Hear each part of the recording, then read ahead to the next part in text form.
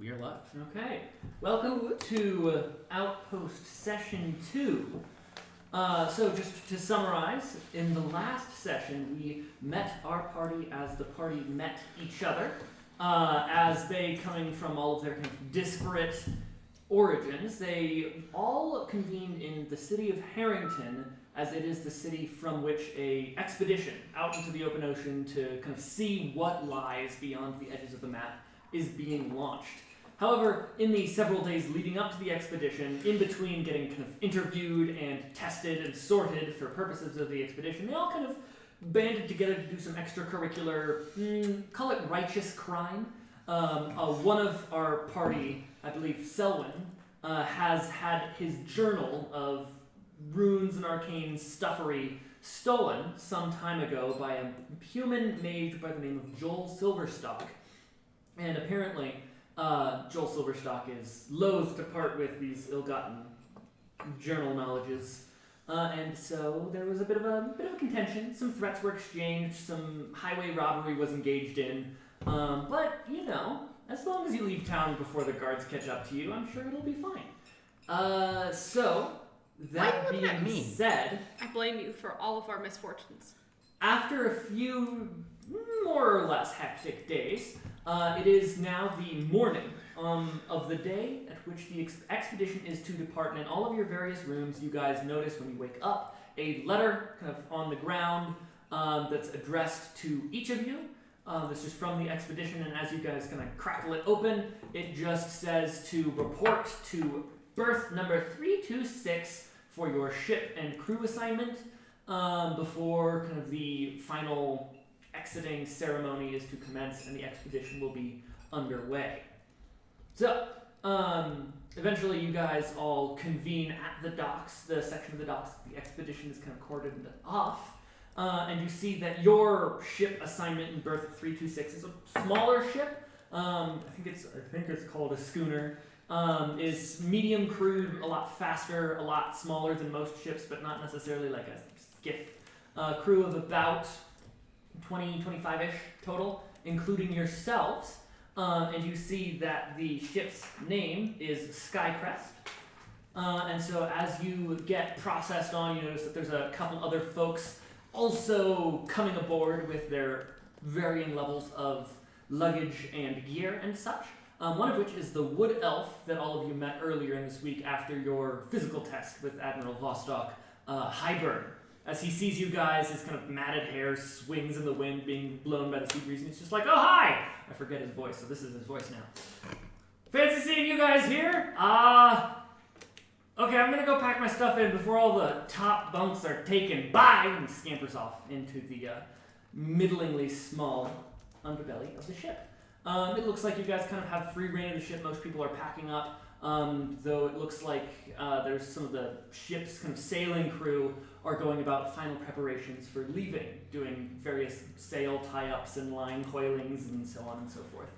Other seawardly terms. What are you guys looking to do? Are you going to pack up and just kind of wait, or are you going to do weird extracurricular shit? I'm not looking at the halflings when I say that, but I am looking at the halflings when I say weird extracurricular shit. What? Well, you see, funny you should ask. I do ask. No, I don't have anything. I'm gonna go up to our two traveling companions, actually.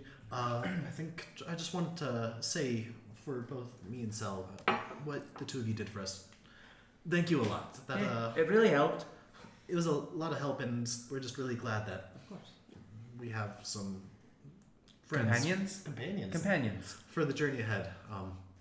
Well, nothing you did or we did was particularly useful, but I'll accept your thanks of gratitude. But I just want to say that we owe you both a lot, so thank you. Oh. Of course. Since we will be working together on the way forward, it is good to have friends.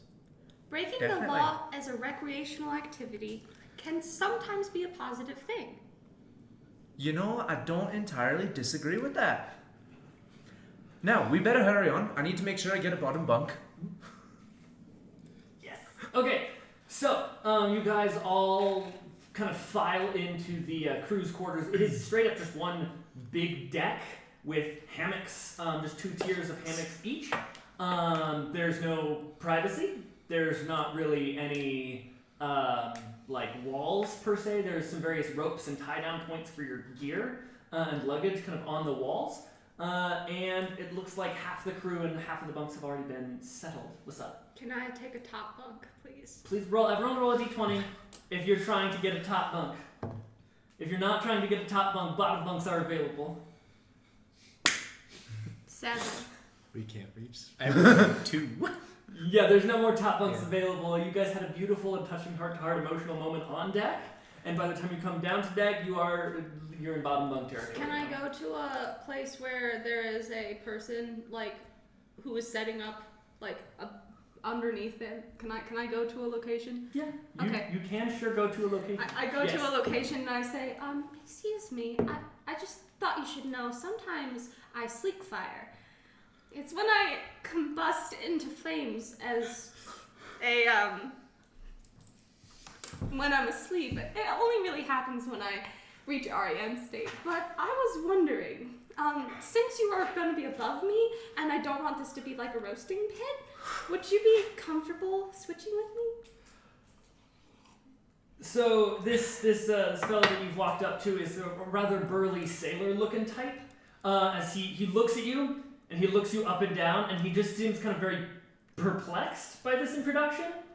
And he just kind of thinks, and he's just like, well, no, because if you burn through your hammock, I don't want you to land on me. However, if you catch on fire and I feel a little bit scorched about me bum, I promise I'll douse you. How's that sound? I just wanted to make sure we have a clear roommate agreement. Well, I'm glad we're being explicit about it, but this way I don't need as much blanket, so I can let my feet hang down and it'll be delightful. Yeah, if you let your feet hang down and you touch me, I will chop them off. That's only fair. I'll keep them close to me bunk. Thank you. I'm glad we're getting to know each other. My name's Preston. Preston, that sounds like a pretentious name. I'm Candle. That sounded like a pretentious introduction. I think we'll get along great. I think so too. And he finishes Prestidigitation. packing up his shit and stretches, and he's like mostly muscle by mass, like you're not sure there's bones in there. Cool. And he just kind of like artfully flexes and just like, I'm gonna go raise the anchor by myself. And then he walks off. Thank you, Preston. You're welcome, Candle. Have a wonderful day. No! Can I find a hammock near a couple walls, like up in the corner? Roll a d20 for corner. And then I'm saying, can I find one near? So 15. Oh yeah, there's two bottom bunks. It's easy to find open bottom hammocks for some reason. Yeah. I want the bottom bunk as well, so But I that wanna would be be over. messing with my tail. I have a tail as well. So, boys. Over In a just corner. over in a corner, just like I want to. Yeah, it seems like the most prized bunks are the top bunks near the center of the ship. Yeah. But yeah, so you so find. You're all packed up. You have the little tie downs against the wall, the keel. No. Yes? Maybe.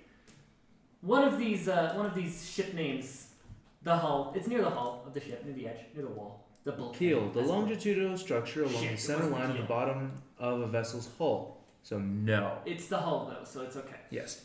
So yeah, you so find you're all packed away, and Shadow finds just kind of a random bunk. Yeah. It is stealthy by virtue of it being one of about 40 bunks, and so it kind of blends in. And it feels right, and you kind of have enough room to tuck in your tail, and no one's going to pull on it like a big Yeah. rattle or some Yeah, shit. that's why I want a bottom bunk so no one can. Yeah. So you notice that overall, none of the crew seems to be looking at you two, the more stranger humanoids of the lot, any more than average. Although I'd say that like there's been the occasional side eye that's maybe it's just a slightly more aggressive assessing of new people. As it seems like about half the crew currently is like an established sailing group that has sailed on this vessel before. Okay. It looks like a lot of the kind of bunks came pre-claimed based on how you saw the crew fall out. do I recognize any people here since I was working as a dockhand for a while? Roll history. Does it seem like Preston is That is a correct. regular? Yeah, he's a regular That on the is still ship. cocked. He seems like he's some form of experienced sailor. He's definitely like mid-40s, human, weathered would be his description, sun bleached. 14. 14. What was your question? Oh, recognizing any of these folks? Yeah. I'm gonna say no. Okay. Because it seems like this ship isn't a merchant ship. It's very explicitly like, as you guys come back on deck, there's a couple like heavy crossbow mounts on the side of the ship. This is very explicitly like a reconnaissance / scout ship that is not really used except for maybe to like hunt down pirates or as a convoy escort. But it doesn't seem like the type to kind of be passing through recently. And it's also a very reasonable possibility that it just simply didn't stop in your port during this time if it was oot and a boot along the coast of the Federation. Okay, question. Can I find Preston? It's not hard to find him. He is currently directing a small group of about 4 other sailors in raising the anchor. Can I help? As you kind of step up, he does kind of be like, Candle, yes, now you can contribute. And he just kind of coaches you, integrates you into this little work gang, and you still help raise the anchor. Ooh, ooh, ooh, ooh. And as this is like, there are 4 anchors on this ship. One is much bigger than the others, as it's kind of like the main anchor, as it were. But the other 3 anchors are for help with maneuverability and like emergency backups. As this is all happening, the deck kind of comes to a lull as a big, that sea whistle pierces the air, and you see a halfling woman kind of climb up on the railing and says, "All right, okay, well, half sailors, half new meat. Everybody calm down for a second while the captain comes on deck." And then she kind of hops off the rail, and out from the kind of after castle, this little like 3-story back end of the ship, comes a high elf woman in a very nice 3-cornered hat, has a little bit of feather coming off of it, although it seems to be chopped off at some point. And she's hard to tell with an elf, middle-aged, kind of brown hair with streaks of blonde throughout it, very much been at sea for a while. And she braces her hands on either side of the railing and takes a second to survey everybody. Well, it's good to see that everyone is settling in. She kind of looks at you, Candle, especially as you're just kind of jumping in with some of the regular sailors already helping. It looks like some of you have already gotten the spirit of things, but for those of you that haven't, let me make something very clear. While we have an established core crew here on the Sky Crest, this journey is going to be full of, the Admiral will probably have some poetic way of saying it, but I'm not going to mince words with you. It's going to be full of weird bullshit. I love that. I'm sorry. She does ignore you successfully, unlike me, who did not successfully ignore you. It's just full of weird bullshit, so I do expect that this crew will be ready to weather any storm and handle any potential unforeseen crew reductions. As such, any of you that are not currently sailors will be able to consider yourself sailors within 2 weeks, and within a month you will be a functional and high-performing member of my crew. Additionally, while we don't have the fancy flagship bullshit that you'll be seeing coming down the ramp soon enough, we are the point scout ship of this expedition, and as such I expect us to be the best scout ship. So, and the regular crew starts groaning at this point because they know what's coming. That means we're going to be doing a lot of drills. And she kind of grins maniacally. Oh no. So don't get too attached to your beauty sleep, because you'll be waking up sooner or later. But until then, talk to Helena, my first mate, for a shift assignment and crew rotation. And, once we get to that all settled out, it'll be right about time for the flagship's christening, and I think it'll be quite the sight, so we'll make sure everyone's on deck to watch it happen. I'll be in my cabin. Turns around, walks off. Toodaloo! The halfling woman, Helena, kind of steps up, and she has a little clipboard. She's like, all right, shift assignments, and the whole crew on the ship kind of breaks down into an orderly line as she starts calling out names. And it seems like each of you are on, like, there's days broken up into 3 shifts. And it looks like the 4 of you are on like kind of different shifts throughout the day. Throughout the ship? Throughout the ship, shift, day, stuff, added alliterative appeal. But it seems like there's a rotating weekly schedule, and you guys will see each other at meal times. And you guys all have various duties, and you get the impression that this is going to be a very well-structured trip for the most part. Is there anything you guys would like to do as you guys are getting your assignments and just kind of wandering about, settling in to the ship? Just talk to Elena. What will I be primarily working on? Oh, you! As one of the new meats, your primary duties is to be ready and able for any, well, call it combative action. A lot of the times our ship and the rest of the scouts are going to either be securing an area of sea or land before the main body of the expedition gets there. However, we're also to stand ready as kind of watch eyes. And you, individually, as well as the rest of the new folks, we're going to rotate you through all of the different duties on the ship, be it cook, lookout, or just regular deckhand, to see where you fit in best so we don't have any, call it loose screws here on the ship. Captain Tilly runs a tight crew, so we won't have you just bopping around, filling in a useless niche. Any other questions? I think that's it for me. Thank you. Well, you see, I've never been on a boat. I've never worked a ship before, so... We're prepared for that. Just Okay. when you throw up, don't throw up on the crew members, eh?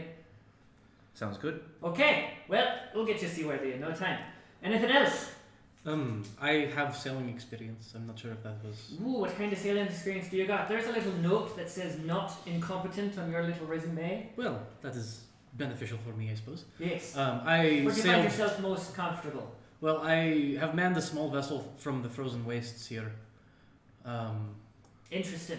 Much smaller than this, however. I am equipped with manning sails in Whoa, the general scampering about the forms. rat lines then. Aye. We'll put you on the lookout. We'll see how that works. Make no promises that you'll get to stay there, no. Maybe we'll keep you scrubbing bilges. No, that's mean. We don't rotate that duty. Ooh. And yes, you look inquisitive, young lass. She kind of like takes a step back and looks you up and down like she has horns and a tail and it's a weird color. Oh well. Oh, well, I guess I was just wondering, do we typically get up before or after sunrise? Because I'm always up by sunrise. Depends on your shift. If you're third shift, you'll be probably wanting to go to bed around then. Oh no, that's not how I operate.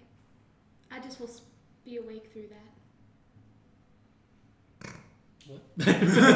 Duly noted.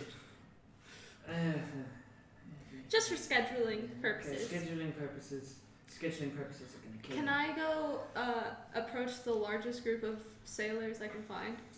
Yeah, you can. Oh no. Candle approaches the largest group of sailors she can find. Is It looks Preston in the group? Yes, it looks like this is a good 3/4 of the kind of core crew is what we're gonna call them. They're all sailors, and they all seem to be talking mad shit, maybe placing some bets as to be like, I bet some of the new people go overboard within a week. No bet. Give it 48 hours. As they kind of this betting kind of comes to a quiet as you approach. I'm gonna prep a guitar just to play something Oh, once things no. go. Okay. Are you placing bets on us? I care to join. Preston's just like, no, shut. I care to join. Well, I would say I'm probably going overboard in the next 24 hours. What makes you say that? Luck! You know, where the tide takes me. Okay, hopefully the tide isn't going to be taking you anywhere. But what odds are you caring to place on your overboard going in this such a short time frame? We'll barely be out of the bay.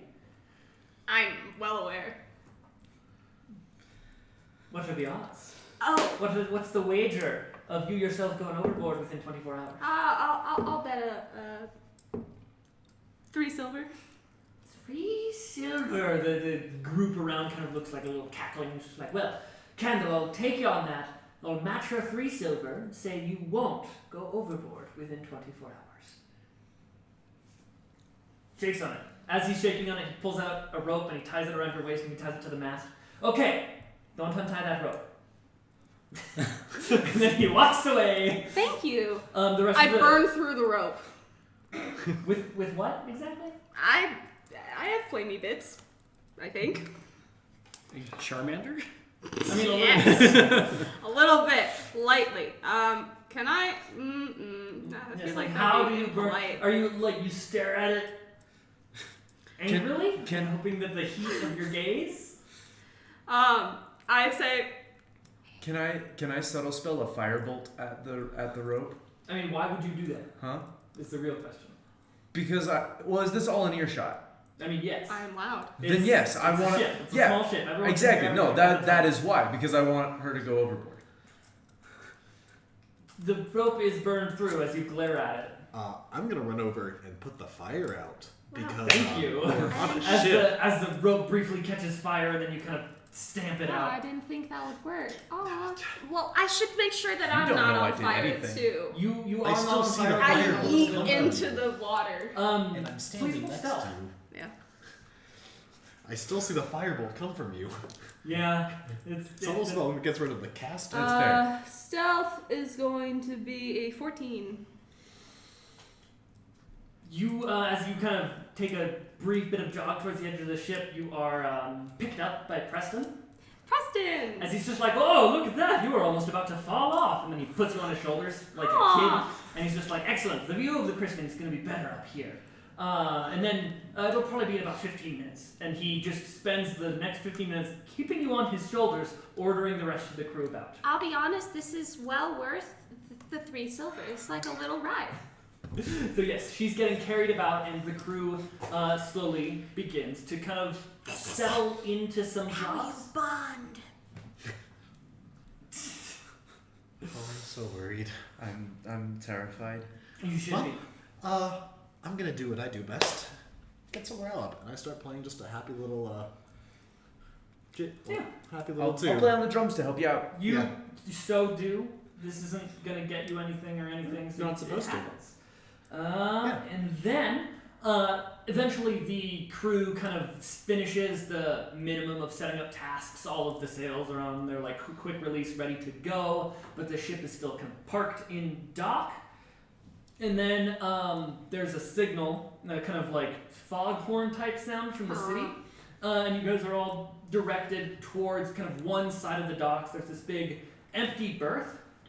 And leading up to it looks like some recently erected, it's like a temporary scaffolding / ramp combination. It looks like it's something to convey a rather large ship on land over the course of, like, it's just, you know, from dry docks to the dock. Wrong song. There we go. Why does it keep doing that? One moment. We're just gonna fight the music. We're not gonna use the music. A single. Break a string. The string heals itself as we move forward. But you hear this foghorn come from the middle of the city, and you can faintly see this large ship being slowly kind of pushed along this scaffolding. It seems they have those little rollers in it to aid its moving along. This is a freshly constructed ship that was especially commissioned for this expedition. It looks like it's going to be the expedition's flagship. And as the ship approaches, you can hear this kind of rhythmic thumping. You see in the distance Admiral Vostok, that armored dwarf, is standing on the very front of this ship, but he's not facing forwards, he's not facing outwards, he's looking back on his crew, and he seems to be leading this chant as this ship draws closer to dock. And Preston, for your benefit, kind of says, okay, so looks like they're doing a special version of the christening chant. It's one of the sailors' superstitions. The nicer you treat the ship during her first kind of approach to the water, the nicer she'll treat you as you come back to land. So hopefully we won't all die. You're so beautiful, ship. You're very beautiful. I like your paint. He kind of pats you on the leg. It's like, yes, that's Thank you. the spirit. But as this ship, this big flagship, comes closer, you can make out this chant as it looks like the whole crew of that ship is just on deck, pulling these ropes that are propelling them along the scaffolding while in the middle of doing all of this last setup that you saw happen on your little schooner. So it's just this flurry of activity, but at every beat, all of them are doing like a stomp or a kind of clap or some sort of rhythmic in-timedness as they all do this sea shanty together. And it goes a little bit like this, of just the whoa, hold together, strong the frame, the waves to weather. And you can see that Admiral Vostok is kind of stomping and doing a little bit of a conducting. He has an axe in hand, and it's definitely not the practice axe that he interacted with you guys with. This thing is very ornate and kind of weathered as well. It looks like it's seen some action, as it were, as he leads the crew through this chant, and the ship gets closer. Woe ho, the mast and prow, to the storms they shall not bow. And this whole crew in time is just kind of unfurling these sails ceremoniously, one by one. Woe ho, by line and sheet, she sails towards the horizon sweet. And you see that this is the last gasp of this scaffolding as the ship is coming towards the sea. And as the sea splashes down, this last verse comes through. And we, her crew, stand at the ready to man our posts to keep her steady. And then the ship kind of floats off into the sea, just kind of past the dock.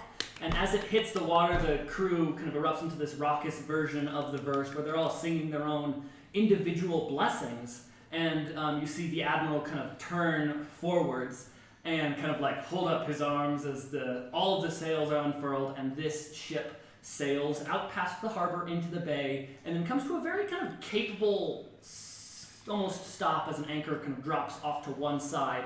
And you see up next to him this human man in robes kind of strides and kind of taps Admiral Vostok on the head, and then his voice booms out across the bay as he says, "Well, friends, it is good. It's a good way to start the expedition. The mage over here gave me the assistance of the better version of megaphone, so I will make this quick. Not a fan of speeches. It's the flagship, and it's cool and all. It's got some great lines, but this expedition will live or die by our togetherness, our cohesion as a unit, as a fleet. So all of you new sailors, you listen to your captains and you stay with your crew and don't go causing any trouble until we tell you to. And, you know, this is, in theory, a peaceful expedition. So don't go causing any violence until the monsters are well and truly halfway up your leg. Mage, any words to say?" And this high mage kind of like picks up this, he kind of taps the dwarf again, picks up this little glowing white ball and smacks it into himself. And he has this voice that doesn't sound loud, even though it carries all across the water. "Yes, well, we are exiting the known lands, and, well, we always know that the magic, it gets strange around the borders, in the mountains and in the seas. So if you see or feel anything of interest, please don't hesitate to contact me. There will be longboats sending between the fleet, and if you have anything of interest to the report, simply say so. Good sailing." And then he kind of walks off. I wave. So do many other people. The flagship is named Gilgamesh. Ew. And it's this huge kind of probably 3 to 4 layers of decks beneath the main deck, as well as a large after castle for various crew quarters.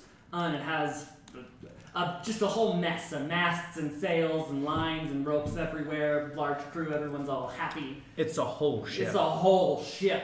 And you guys set off one by one. It seems like there's a schedule that all of the captains are following. You see your Captain Tilly, that high elf woman, kind of standing next to the, what's it called? The wheel? As Helena. How did the ocean ever deserve such a tall glass of water? It's hard to say, yes. But Helena, the first mate, the halfling, she's standing on a little step stool as she's steering the ship. And the captain is periodically calling out. You guys, as the new folks, are kind of on deck just watching, as Preston seems to be the kind of in charge of the deckhands type guy. Am I still on his shoulders? Yes, you are. I am And he's ordering people about. He's keeping a hand on you. with one hand and just kind of pulling on lines and pushing people into place as you guys maneuver out into the ocean. It looks like it'll be a probably weeks-long journey to the first pit stop. It's in a small island named Storm's Watch, which is the last kind of known place that you guys will be stopping in this expedition, and that's about a week's journey. And so, as you guys exit the bay, the captain just makes a delighted announcement that the first drill will happen within the next few hours. So, be ready. Will it involve me falling into the water for rescue? You never know. But it looks hours. like this coming week will just be a series of kind of settling in exercises and getting used to the whole concept of sailing. So for the first 24 hours of shenanigans, is there anything special you'd like to do to try and find yourself in the drink during the first, say, 8 hours of the expedition as you guys set out into the open sea?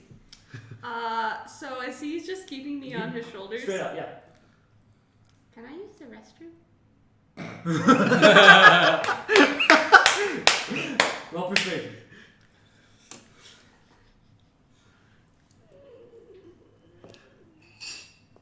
That's gonna be a number. Sure is. I hope so. Number 9. Yeah, so one of the other female crewmates is like, called her down, hey, I'll give you a silver if you can prevent her from jumping into the water, and kind of sends you off. Is it the females? So now I'm with a female? This is one of the lady crew members. Hi, I'm Candle. Hi, Candle. I don't have a name yet. It's a very interesting name. It's a very interesting name, isn't it? Name yet. How are you? No, we're going to call her Beatrice, because YOLO. Looks like a half-elf woman. One of the members of the core crew, so very kind of sun-bleached and a bit of a rat's nest of hair. Hi, Beatrice. Hi. Hi, Candle. I was just wondering, Mhm. I'm trying to socialize. I'm not quite used to it. You're doing great, sweetie. However, I will give you 2 pieces of silver if you let me jump off that ship. That's an offer I can't refuse. And she kind of picks you up and throws you overboard, and there's a sploosh. Preston hears it and kind of comes to the edge of the ship, and he's just like, God damn it. Well, it's time for that drill, lads! Man overboard! Everybody please roll it's going to be a sailor's check, which none of you have proficiency in, and it's just a straight D20 roll. How much time did you spend on a ship? I was wondering for like Ranger Coastal. No. Okay. Coastal is different than open ocean. True. Yep. So currently, you have proficiency in sailor's check because sailors. Do I know how to swim? I'm gonna roll for that. How well? No, I can you do. swim. You know how to swim. That would be training that's covered at the monastery. Cool. So 8. you got an 8. 17. I rolled in that one. You draft. But you have proficiency. Cats don't like water. Shadow, you're like, okay, I've located that line, you know that line, you go that, and so you take a line and you kind of set it about yourself, and then you take a flying leap off the thing to go, off the deck to go pick up Candle, and then the knot actually was a bit poorly tied, and you yourself land next to her. So both of you please make an athletics check, as the ship is moving, and you guys are right next to the ship, and that can be very dangerous. 23. 11. Beautiful. Stop you from drowning. Please make a dex save. Dex save is better. No, just him. A dex save is an 18. Sweet. So you successfully avoid whacking your head against the hull of the ship. That's good. As its wake kind of pulls you in briefly, and you kind of just like push off again. As it's now, Preston looks at you, looks at Candle, shakes his head. Double man! Oh, that's not a real thing. I'm just making fun of you, but also you little shit. And some various ropes are cast down, and someone climbs down the ropes and kind of pulls you back on. You are very helpful with the knot tying and the throwing. I'm watching. You tie a knot incorrectly. You tied my knot. Yes, precisely. You tie a knot incorrectly, and he goes off into the distance and just kind of spoosh. And then for the remainder of the drill, Beatrice, that half-elf woman on the crew, shows you how to tie the proper sailor's knot as these two are brought up from the drink. As you both come up, Beatrice kind of looks at you, and she's like, "Now I have a question, the little kitty friend. To dry off, do you like kind of shake and then get all puffy like Macat does? Macat marbles?" I'll go down to my quarters. But fluffy kitty. I just kind of walk away, and then I eventually come back up, and I am very fluffy. Can I follow? I want to follow Shadow down into the quarters. You so do. And just sort of watch the fluffening. The fluffening does happen. Preston begrudgingly hands over 3 silver to you. I give 2 of them to Beatrice. He glares at Beatrice and is like, "I should have expected and then this from I you." give the other one to Preston, and I say, "For the difficult mental warfare." He looks at you and he's just like, "I think we're going to get along just fine. I'll let you know when I have some new steaks and a consistent voice." Were there any bets on me? Because I went over. It looks like, based on Helena's assessment of you, you were the one new member that they didn't expect to go over within 6 hours. There's like one person who got a bunch of money off that. Welcome. So, basically, the remainder of the week looks like it's going to be a very rigorously scheduled, okay, we're going to practice unstepping and stepping the mast, and just sailor-wordly tasks as the Captain Tilly, Captain Afira is how you want to talk to her if you don't know her yet. All the new kids are being reprimanded if you call her Tilly. It's Captain Afira. As she's kind of just very task-oriented with getting this crew into fighting shape. Is there anything you'd like to do during your about 4 hours of downtime per day when you're not sleeping? Yeah. About a week of just travel, practicing going about. It's about a 12-ship expedition. You have the flagship, about 6 scout ships, and then some supply and other medium-sized ships all throughout. So I'm in a little bunk by the corner. Mm-hmm. I was wondering if I could slide over and just how close am I to one of the walls? Dunk. So within reach? Not for you. Not- definitely. Okay, listen. Damn. But yeah, at some If point you, I would just sort of Take your whole half body off. Yeah, I would just sort of I would run to write the basic runic inscription, the base rune that we had talked about, and then What are you writing with? Huh? With Just what I utensil? have a dagger. You're carving it Into the ship. As you kind of are about maybe 3/4 of the way into the carving of this, Beatrice, she's going to be the stand-in for non-official, just generic crewman character. She's Sounds generic right. crewman. Chris. Yeah. Beatrice kind of places a hand on your shoulder and she's like, "What are you doing there?" Huh? Oh, this is just how I process things. You process things by carving up the thing that's keeping you from drowning? Well, it's not deep carving.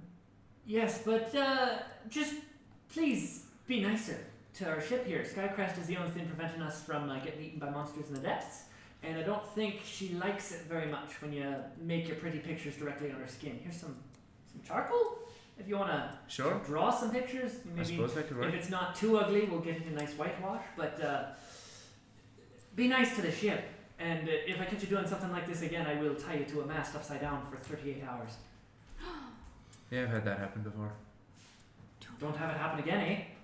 And she walks off. Yeah, I do the same thing but with the charcoal. Okay, good. And then I want to inscribe the base rune and then create food and water as a rune. Are you just kind of making the shape, or are you trying to infuse No, it? just making the shape for Okay. now. Yeah, so you make these runes. And just Oh, have next them to be your little subtle and next to my bunk. Okay. As Sweet. So you do. Yeah, that tracks. And you. I'm gonna be on deck for most of the time. Okay. And I'm gonna be playing music and just if any animals come by, cast speak with animals and just make friends. So as you're playing music on about the second day, it looks like what's the collective noun for dolphins? Does anyone know? A pod. A pod of dolphins It looks like a pod of dolphins kind of comes by, at which point all the on-deck people are just like, yo, it's dolphins! It's gonna be a good voyage! We're not gonna get sunk this time! So I'm just gonna be playing and cast Speak with Animals and go to the edge to them. Hi there, down there. I love murder! The dolphin dives back into the ocean. Dolphins are a chaotic lot, but we're here for the good times. I love Hey man, remember when we tore that big fish into 4 different pieces and then did unmentionable things to the remains? Oh yeah, that was great. We're having a good time. Oh hey up there! You don't look like too much of a fish. You wanna hang out? You can come down here, we can be friends. Holy shit. Such beautiful creatures! I am the Everyone's spell. just like, oh, they're such graceful, Majestic. beautiful creatures. I wonder what goes on in their heads. I expect it's just the thoughts of angels and peaceful divine. I end the spell, and I just freeze for a sec. Kill. Hey, don't go near that pod. Oh, yeah, you know not to fuck with dolphins, but them being nearby is a good sign of luck, you know? It means there aren't any other monsters They're to take care of you. insane. Preston's just like, I remember. It was a voyage about 6... Shut up! No, the new people need to hear the story. I love sea stories. Excellent, Candle. Here, I have a sea story. Once a person willingly threw themselves overboard for money and then gave it away. It's ridiculous. No, I'm gonna be consistent with my voice. I Charity promise. is important. He blinks for a solid 5 seconds as this is so irreconcilable with his worldview. And then he moves on with the story. No, it was a voyage about 6 years back when Captain Afira, to you new people, was relatively new, and it was a dark and stormy week. It was rough on the high seas. And we were running low on rations, and then we saw a bit of a scuffle off in the distance. We pulled up to it, hoping to catch some fish, and it was a pod of dolphins playing catch with all 8 tentacles of an octopus. Just cackling back and forth as they were doing some weird kind of hot potato. And when one of the crew members tried to, get a net, try and catch one of the octopus tentacles, initially the dolphins cackled like little weird sea hyenas, but then when they didn't throw it back to them, one of them jumped straight up to the deck of the ship and smacked him in the face with his fluke. It was incredible! Old fluke face McGucket, we call him. He's no longer with us. Oh, He's on the game. The man or the dolphin? Oh, the dolphin's fine. It was probably that same pod. Oh. You never know. That's nice. well, I'm gonna go back to playing music. The dolphins are squeaking amiably in the distance, and it sounds great now that you don't know what they're saying. And looking at it, I can't actually end it early. You hear in the distance, oh man, I can't wait to, and then it would be a continuous string of bleeped out for content rating reasons I lines. play louder. Play louder. The dolphins seem to be having a great time, and they're just like, thanks for the song, pretty boy. Why don't you come down, play songs in the ocean? We know some good instruments. Seal guts. And that's kind of how their conversation goes. They seem very chaotic and fun-loving in a very murderous manner, but not to you directly? Probably. It's hard to tell. Okay. And that's the boys. You two. You have your week of various free times as you guys are integrating into the ship. Would you like to go first, Shadow? I'll probably spend a decent amount of that time just kind of meditating. Okay. But also, just sharing tales with the other fishermen. Okay. Or not the other sailors. Because, I spent some time on a boat before, Yeah. so just kind of sharing tales of that journey, as well as stories from the frozen wastes. Oh, yeah, so you're straight up just sharing folk tales. Yeah, it's just stuff. kind of, yeah. Okay. The first time you mention, do you mention your and any of your gods by name? No, Okay. because I was specifically told not to. Yes. It seems like when you get into the kind of folktale-y realm of things, a lot of the more experienced crew kind of tenses up. But when you avoid any direct names and you simply say the god of blank or the lord of the stuff and things, Mm-hmm. they kind of relax for a little bit, and they seem to establish a certain amount of more solid respect, as it seems like you successfully navigated one of their sailorly superstitions. Okay. Kind of as you bond with the crew. over that. You're one of the most quickly integrated into the regular workflow. You're not quite like one of the crew in the social spec yet, but as far as a working relationship goes, it's gotten very smooth very quickly as you are pretty solidly slotted into the kind of rat lines and lookout and just sale management role. Although you are occasionally rotated into all the other various tasks. What are you up to? Well, You have some free time. I do. I try to see if I can influence, not necessarily bring up, but influence group morale. You can influence it. I'm going to tell some stories about my goddess Lysandra for some comfort around sunset and sunrise. As you are in the middle of telling these stories, it looks like Beatrice, who's kind of been trying to kind of be your friend a little bit. I love friend. As you're in the middle of telling the first of these stories, she kind of stops you. And it's just like,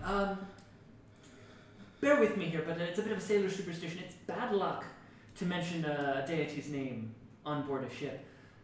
You don't want their attention to be too closely drawn to us out here. Oh. Just by reference, if you will. Well, I'm gonna have an existential crisis, if that's a rule. It's okay to have an existential crisis. It's better than being dead. Oh no. Okay, wait. I need a You could call her the Lady of the Sun. No, that. Oh no. Okay. It's. Please. I will try to I believe not you. say the name out loud. That's the goal. Yes. Okay. There. There's a sun lady. Oh no. Anyway, it's fine. It's fine. I can also tell you fables. Oh, we're interested in fables. Oh, let's see if I know any nautical related fables. Roll a d20 for nautical fable. Okay. 6. You don't know any nautical related fables. All of your fables are at best coastal. I try to implement a land fable about a horse, but I call it a seahorse.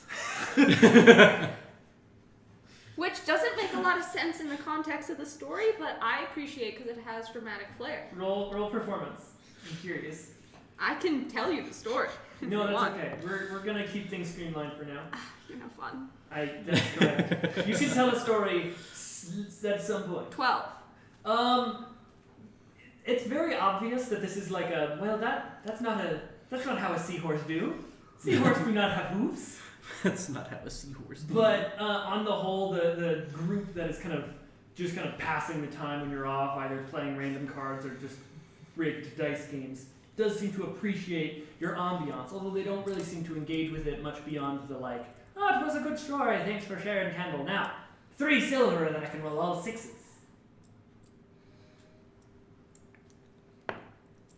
I don't believe you can. 3 silver. 3 silver on the table. 3? Yeah. Silver. Please roll perception.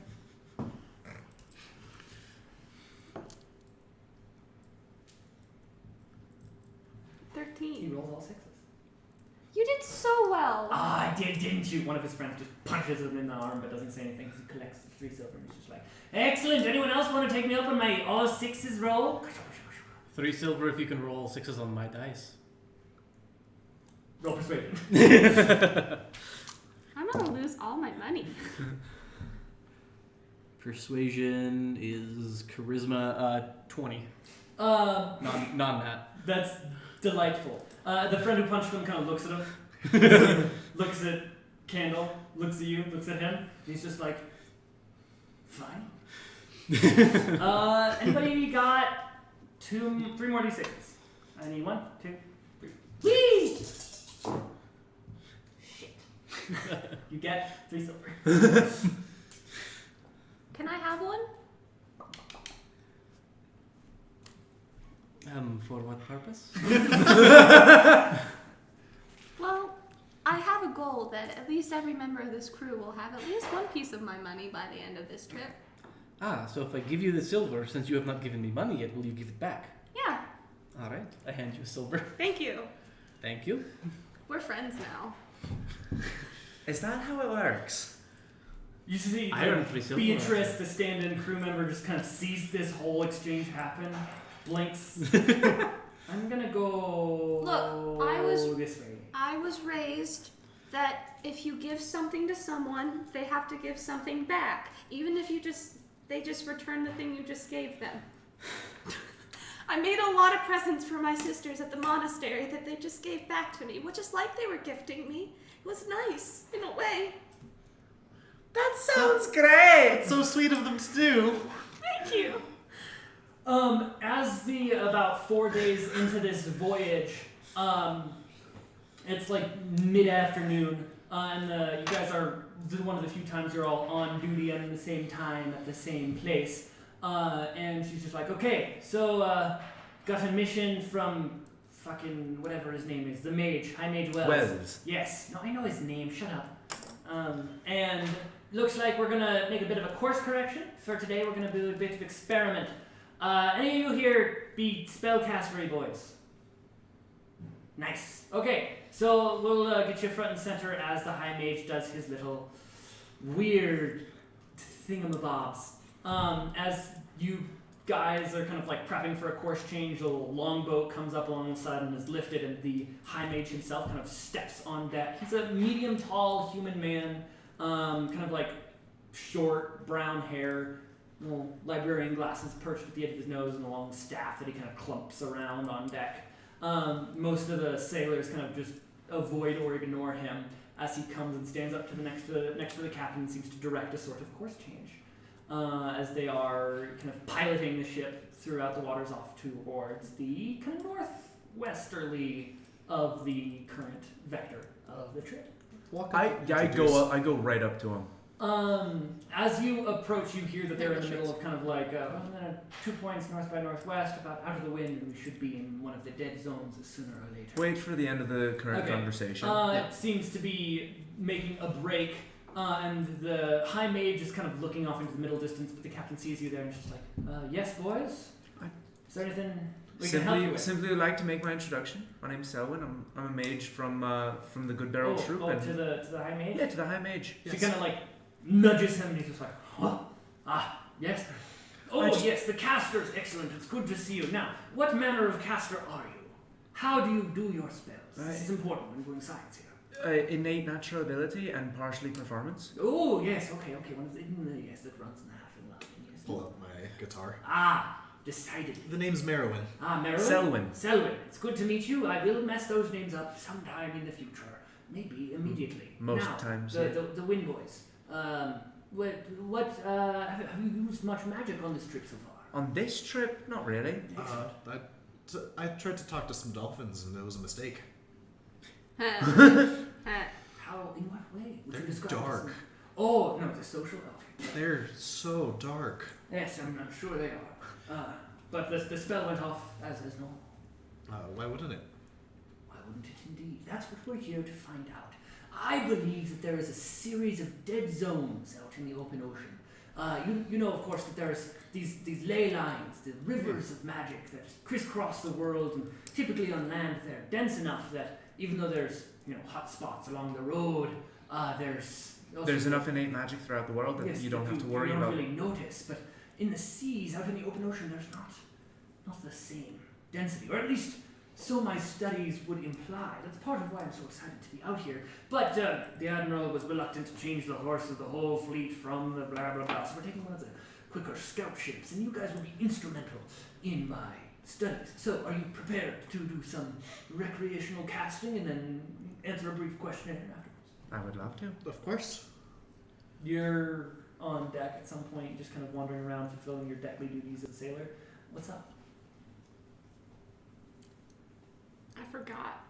That's a big mood. Sorry. Let me know when you remember, I will. and we'll get right back to you. Shadow, is there anything Are you'd you like to joining do? us on this? Well, or- I suppose I'm a caster, but I haven't been formally Oh, invited yeah, to talk to haven't the been- mage. no one's been engaged. They just kind of walked up, and then he started techno-babbling at them. And you guys are still kind of en route towards whatever course change you guys are going to. Question. Oh, yeah, go for it if you have it. My question. Oh, sorry. Weird. That's a weird question. My question is, I have like little flares of energy I can't really control. Should I offer assistance? Well, that's a question between yourself and anyone who you ask in character. I approach the mage dude. Okay, you're in line. So, how well can I match his technobabble on the ley lines of the world? Because that is... Roll a disadvantage int check. What is my intelligence? Disadvantage is a 12. So you do manage to keep up with him, but it seems like a lot of the terms that he's using, he's making up, and you get the concepts, but the way he's talking about it is a very, very different approach and with a lot more kind of depth than you're familiar with it. So you can keep up, but it's not necessarily going to be able to match the words and the ways that he's speaking. Do I know what's going on? He's talking about magic. It might be different out in the ocean sometimes. Cool. Who's to say? Cool. Cool. Cool. Cool. Who's to say? So, he's kind of going off on these rants. It's just like, well, there's the casting of the magic and there's the regenerating of the magic, and I'm curious about the differences thereof, and I'm seeking out what my magical senses are saying is a dead zone out in the open ocean. We're having to veer from the normal routes because it seems like the normal routes themselves kind of follow the ley lines, or maybe the ley lines follow the normal. It's very strange. I'm collecting a lot Well, of it data. would make sense that the normal routes would follow the ley lines, as there would be casters on board the ships, and they would feel more comfortable following the ley lines. Yes, but there are some fishing routes off into the southwest of Well, the that would coast explain, where because the no fishing routes are casters- not inherently used by casters, so the fishermen might be using a different form of finding their goal. I've been to these settlements, and none of those sailors have any magic whatsoever, and yet their route still follows the ley lines. Interesting. Yes, ma'am. The tall, pointy. Oh, are you from the monastery? Yes. Yes, I have contact with the abbess there. She had mentioned your presence. Now, tell me, do you feel very strange out here on the open ocean? Notice any different feelings and trouble sleeping, perhaps? I have been dealing with societal uncomfortability. Oh, yes, but aren't we all? I'm talking about the important stuff, the Oh, feelings. well, that you feel. sometimes I feel like no one really wants to talk to me. Understandable, but this is, again, not what I'm interested in. Oh, I'm sorry.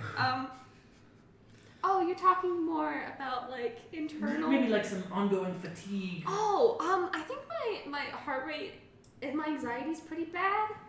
Again, not exactly. Okay. Well, I think you're fine. But let me know. Can I roll internal insight for if I actually feel Yeah, sure. any weird Yeah, magic sure. vibes? Definitely. Internal insight. I'm I'm so sorry. I'm just trying to make your life difficult. You're doing 15. great, sweetie.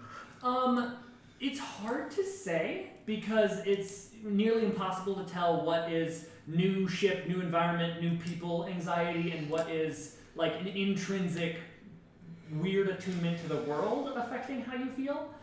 Maybe, maybe not. It's really, you'd have to be, you're guessing. Oh. There's no evidence that it's not affecting you, but if it is affecting you, it's affecting you to such a slight degree that it's buried in the background noise. I respond with maybe. I don't know. I do my best. Let me know if If there's you have any anything. updates to your condition, say if you spontaneously combust and or turn into a pile of perhaps tadpoles, you look like a tadpole sort, do not hesitate to let me know. How would I let you know if I turn into a pile of tadpoles? I can do that for you. Oh. Ah, yes, excellent. Good system. Okay, so yes, let me know should she collapse. Keep an eye on the into a pile. tadpoling. Yes, and have the captain send over a longboat or something. The captain at which point just kind of like rolls her eyes in 4 different directions at once, but doesn't say anything. It's an impressive skill. So, yes, do keep me updated as to your condition. Can I also keep you updated on the other conditions too? Like the emotional ones? Yeah. No. But we can the, talk about that later if you want. if should you feel they're magically influenced, I suppose I could spare some time, but I must stay focused on my research. Wow, I don't think he really likes me. Do you say that to Shadow, who's way just kind of in the rat line? I don't think he really likes me. Okie dokie. I need comfort, Shadow. She I'll, walks off I'll climb down and just kind of pat. and then climb back up. Okay, so after a couple hours, you guys are off the kind of away, barely in sight of the rest of the fleet. And he kind of instructs you guys just cast a spell, one of the non-easy ones. Just go, do a casting. Make it happen. I take like a bottle cap or something, and I just flick it up and then catapult. As it skips across these gently swelling seas into the distance, and he's like, looking. Okay, now how do you feel after such casting? Insight on myself. Sure. Do I feel anything? Do you? I don't know. That's gonna be a 9. It's hard to say. Maybe It doesn't not. feel Doesn't feel altogether too nothing much really different. noticeable. No. I'll try something a little bigger. I cast invisibility on myself. As he looks at you, he's kind of like, interesting. Now tell me, do you feel while still maintaining the spell? What describe the concentration that you're taking? Is it perhaps more or less than concentration it would take to maintain it on dry land? I'm gonna roll insight.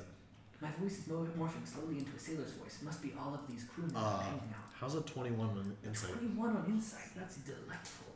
So you actually do notice that the effort that you had to exert to kind of get this spell to go through was marginally higher than it normally was. But now it's easier to maintain. Okay, it's harder to get the spell off, I guess, but it feels easier to hold it. On a scale of 1 to 10, how hard? Probably 1. 1 harder. And then easier to maintain the concentration. How would you rate that? Probably a 1. Okay, so now tell me, in what other contexts have you been using magic recently? So I know the level of experience and familiarity. See, sometimes the more magical you are, the more you notice such slight differences. So what is your experience like? Do tell. Generally, talking with animals, casting invisibility. I cooked the Vostok. You cooked the animal? Heat metal. I cooked him in his armor. He did seem a bit less Toasty. hirsute than his normally. I don't really pay attention to such things, but he was grumbling about the itch. So maybe that's why. Interesting. While the two of them are talking, can I basically just scribble down a quick rune onto something that I have going on here? A paper? A piece of paper? Piece of that you paper. have? Sure, that works. Yeah. I didn't know if it needed to be of something more of substance. No? Okay. What you do is up to you. Well, yeah, I want to basically do the swiftness one, the one that the enhanced move speed, and just scribble that down and crush that to activate it. See if there's any. He doesn't seem to notice what you're doing. Yeah, no, but does something happen for me? Oh, Does it go off as normal? It goes off as normal. Okay. As you kind of carve this rune, and as you're sinking your arcane energy into it, it lightly kind of glows. As you're doing this with charcoal, it's kind of like a black light, almost UV, very hard to notice, especially in the kind of noonday sun. But as you are writing this rune, you kind of, and you feel that rush of energy as it activates. Please roll insight. Learn about yourself. Yeah. 11. Fails normal. Mediocre learning about yourself. Me in high school. So, he kind of has you guys do some other various cantrippy type stuff. He has each of you give off a bardic inspiration. And as he's doing this, you notice that his little librarian spectacles. These are my skepticals. I'm skeptical. His spectacles, they have a slight glow about them every time he's like watching a casting. He has some sort of probably permanent detect magic enchantment on them. As he's watching this whole thing and just making some very just obsessive amounts of notes. And then kind of has you do Yeah, some. how is my magic going? Please roll insight on your whole shit. Seeing as mine is holy. Insight is what is insight? Wisdom. Wisdom. It is wisdom. That's going to be a 16. You also feel do you cast any lasting spells or is it mostly instantaneous? Mostly instantaneous because I don't It have. feels a little harder. Okay. In a similar way as he was describing with the arcane magic of the halflings and then like 2 other casters that are on board. Okay. It looks like the first mate is a caster of some flavor. Is this Helena? Helena, yes. Helena. Yes, that other halfling. It looks like she might have some flavor of bard in her, but that's not mostly what she do. Mm-hmm. And that's kind of it. The captain just kind of oversees, the hands clasped behind her back, just kind of watching it all. And the high mage, Wells, kind of just like, okay, well, that's enough notes. I believe that we can rejoin the fleet. Yes, yes. Captain's just like, fine. Turns the wheel, and you guys begin the trek back. It looks like it's going to be about a 3-hour journey, and the mage just kind of sits on a stool near one corner and just starts maniacally just kind of doing notes, making a weird spreadsheet in his notebook. Does he seem opposed to me approaching him? He doesn't seem to notice or acknowledge the outside world in the slightest. Can I look over his shoulder and just watch what he's writing down, see if I can follow any of his thought process? Sure, roll intelligence. Oh no. Oh, yes. Oh, yes. It's a 5. He is writing in code. Okay. And that's pretty much all you get from it, because initially it looks like he's like, this is a recipe for chocolate chip cookies that he's writing down. Oh. Can and it's I? just like ingredients and then recipe and then. But I do parse together that it is a code. Yeah. Can I do an investigation check to decipher the code? No. No. No, you cannot. Okay. You with that check, you get a code. Okay. It is in code, and you don't know how to break the code. Okay. Also, for future reference, don't ask to make a check. Tell me what you're doing, and then we'll see if that deserves a check. Okay. That's the plan. That's the vibe. I don't deserve anything. You deserve the world. Aw. You're adorable. Okay. Okay. Shut up. So, it's about Kill you. 3-hour trip. Anyone else want to do anything special while the mage is still on board? Yes. Let's see, how annoying am I? Yeah. I go up and I say, oh, out of curiosity, might I be able to test my anger issues? They're vaguely magical. In what way are your anger issues magical? Yeah. Well, sometimes I surge a little bit.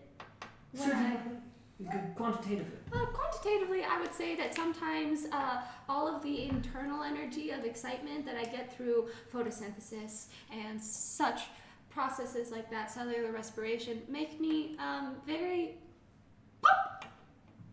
And sometimes I... Tell me, are you feeling slimy or maybe in any way amphibious? I'm worried about that tadpole problem. Oh, no. Interesting. No sign of amphibious nature yet. Might I be able to rage for you?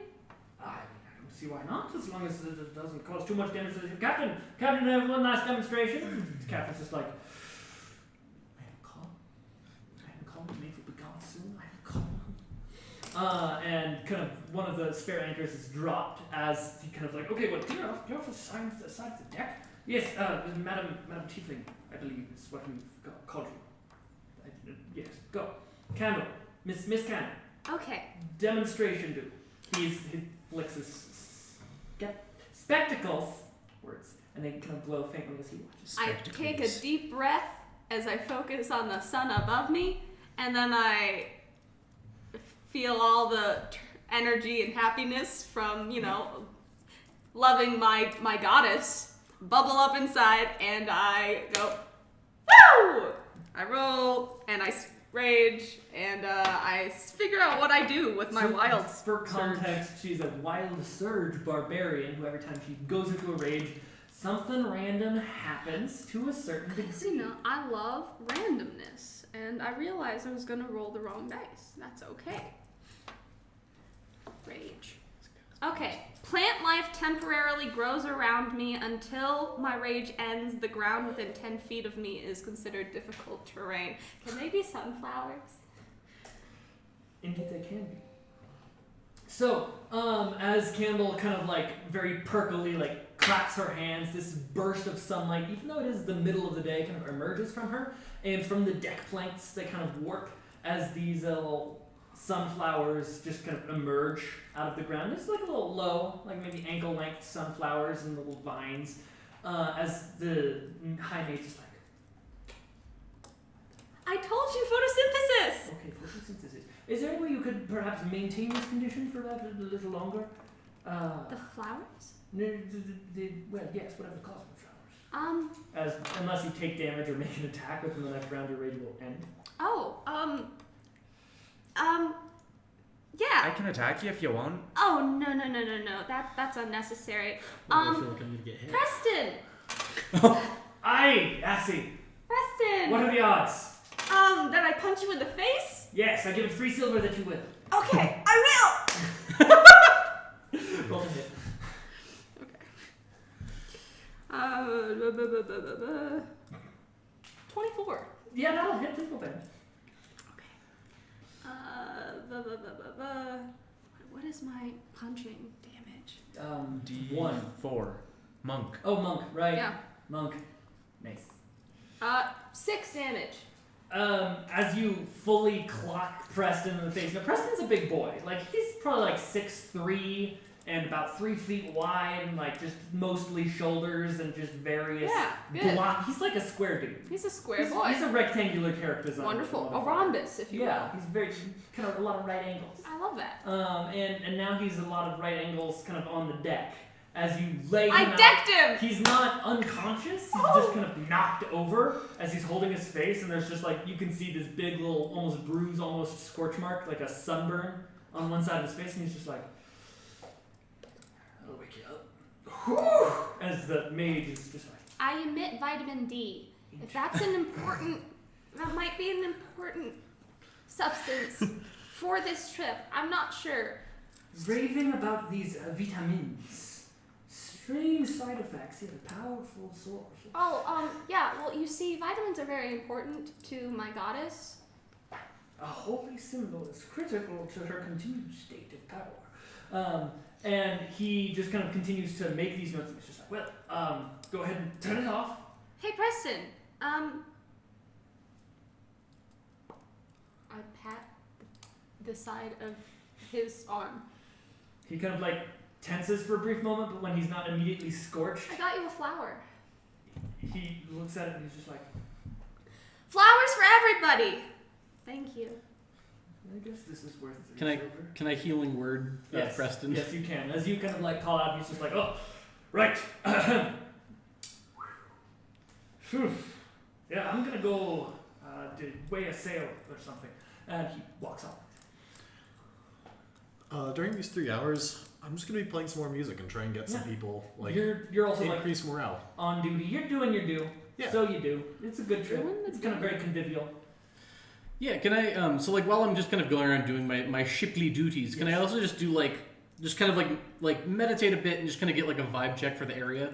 A vibe check. if Yeah. you will. Well, you know, because I'm communicating with my god and everything like that, but still just kind of getting a vibe check if this is an Please area of weird roll magic. Religion. Vibe check. A religion.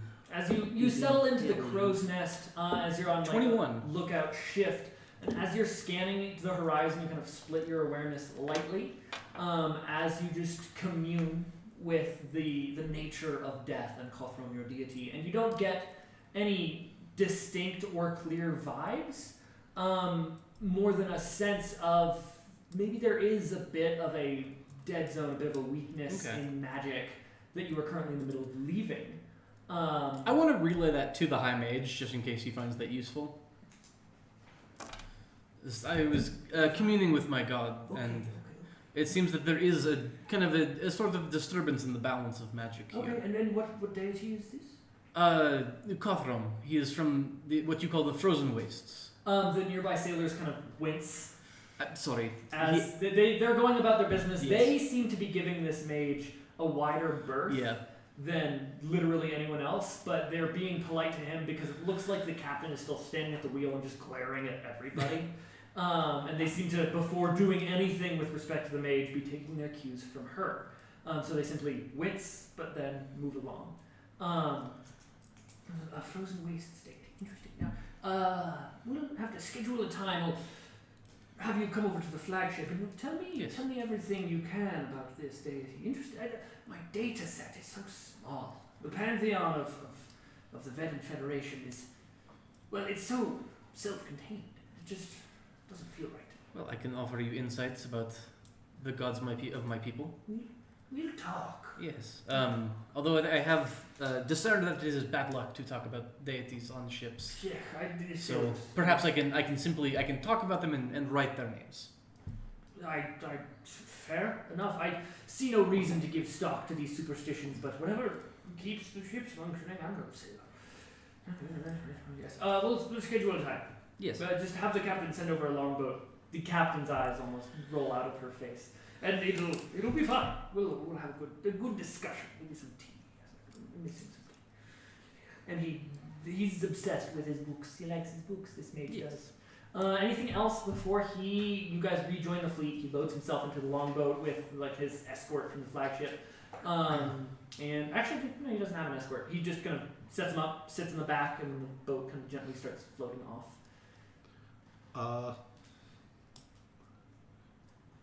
I want to walk up to like Helena. Hey Helena, want to make a bet? Ugh. While we're here? Depends on the bet, but also no. Next one to go off the ship? Listening. Just standing. I'm listening. Let's see. So there's me and my brother. We're small. Mm-hmm. We get pushed easy, but we generally make decent decisions. Better decisions than some. I do, at least. Yeah. Okay, I can see that one. Any decision is better than. And then there's also my two friends. Yes, the kitty person and the weird Tiefling. acolyte of the sun goddess. I was going to say. I was going to say one of the two groups. You bet on one, half I bet on the other. It's too easy when it's just your friends. Now, if it was, say, you making a bet that Preston would trip over a poorly tied line and happen to fall into it, and you'd have to make a promise not to do any sort of interference. Now, that's a bet I'm interested in.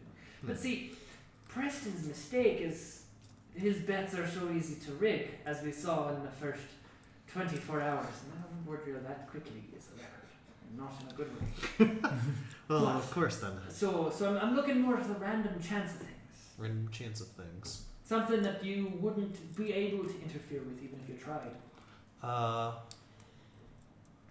Chance of us being attacked on the way by beastie or pirate crew. You choose one, I choose the other. Roll persuasion. That I can do. For persuasion, how is a 24? How's about this? I'll bet you 8 silver pieces that were not attacked until after Storm's Watch. 8 silver. Make it a gold. Are you sure about that, Sonny? We're only about 3 days out. And the real open ocean starts after the fact. 9 silver then. Why not? Very well. 9 silver. So I'll talk to you again in a few days. Aye, and you'll also be seeing me around the ship.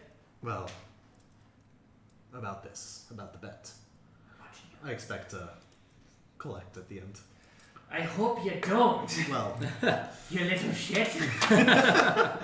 This is our ship! And she just kind of like shakes her head, throws her hands. phrasing walks is sometimes hard. off. Indeed it is. So, the rest of the days pass as normal. Please roll a d20. Roll a d20. Do we get attacked? Yeah, 15. you little shit. Why would you wager for that? That's so fucked up. Okay, anyways. Curiosity. About a day's out of Storm's watch, your ship is actually rotated out on point duty, and you see what looks like some wreckage kind of on the horizon. Shadow spots it from the crow's nest and calls out, and the Helena, the first maid, kind of shakes her head, not being attacked yet, and pulls over towards the wreckage. And actually, I believe we're going to pause. Right as you guys are approaching, it looks like the remains of a ship, of a small ship, kind of shattered but still barely floating. And as you guys pull up alongside it, we are going to take a brief break. Boom, boom, boom. And we'll be back in about 10 minutes. Okay. Thank you for sticking with us, and we'll see you soon. Boom, boom.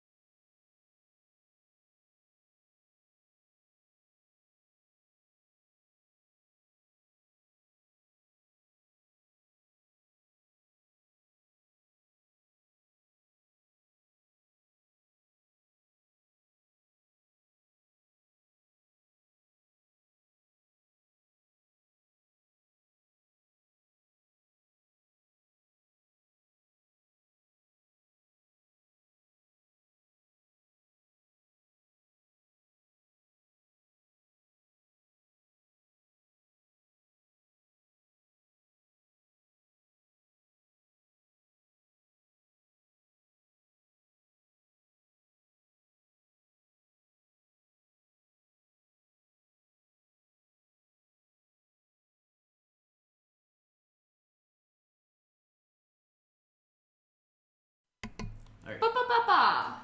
We should be good. That's our sound check. The ba-ba-da-ba. Sorry. So, I believe before we resume, we have some Logan-based announcements. Oh, I thought we were okay. do Well, that. we were gonna do it at the end, but since we've already stopped, I'll do it now. Yeah. Excellent. So I was gonna give a shout out to our 2 new followers for this stream, which was Buttachap and Carbwitch. Thank you for following. Woo. I Since love we you. are a Thank small you. channel, following is the best way to help us We currently. appreciate you. Gotta spread that word. Thank Cothram. Thank you very much. You keep your Yeah. deities to yourself. That must have been a fun visual journey. For I you. only took one. I only took 1 damage. It's okay. Could be worse. So, last we left off, you guys were just pulling up alongside some wreckage that had been gently floating. It's a relatively clear day, and it looks like this is the remains of some small, probably 4-person little sailing ship, a little sloop. But its masts and sails are all broken. It looks like there are several holes. It's just kind of half submerged, bobbing on the waves. And as you get in sight, you see that there is a humanoid form just kind of half buried amidst it. Preston immediately is just like, the drills have paid off. Man overboard! And the whole crew kind of leaps into action trying to get this person just kind of out of the wreckage. And additionally, the captain has Helena lead a small group. If you two, you guys are kind of as part of the rescue mission. Small group. Yes, it's a small group. Helena and the 2 other halfling members of the crew. We did a small rescue party, but all of them are very short. And you guys go onto the ship to look for any signs. So Helena is just kind of, as you guys are rappelling down onto this from the deck of the ship, it's probably about a 15-foot difference down to about the water's level. She just says, see what you can find and don't die. Aww. I'll try not to. Then You either. I'll be fine. The rest of the crew is involved. It looks like this is actually an orc man who is unconscious but barely alive as he is being pulled back onto the deck of the ship. So, who wants to go first? The away party or the rescue party? I did want to do a thing real quick if I could. Do a thing real quick if you can. I wanted to use my Eyes of the Grave feat, which allows me to detect undead within 60 feet. Please roll perception. Okay, because I just want, could be a bad thing happening here. It could be bad. That could be bad. Oh, it might be a bad. That's going to be an 18. So it looks like there are no undead creatures within 60 feet. Okay. And that does include the whole of the wreckage as well as this fellow that was just rescued. Good enough for me. Excellent. So we're going to start with you guys since you are kind of, your vision goes into this grayscale as you check for any emanations of undead magic. Seeing none, you kind of deactivate the effect.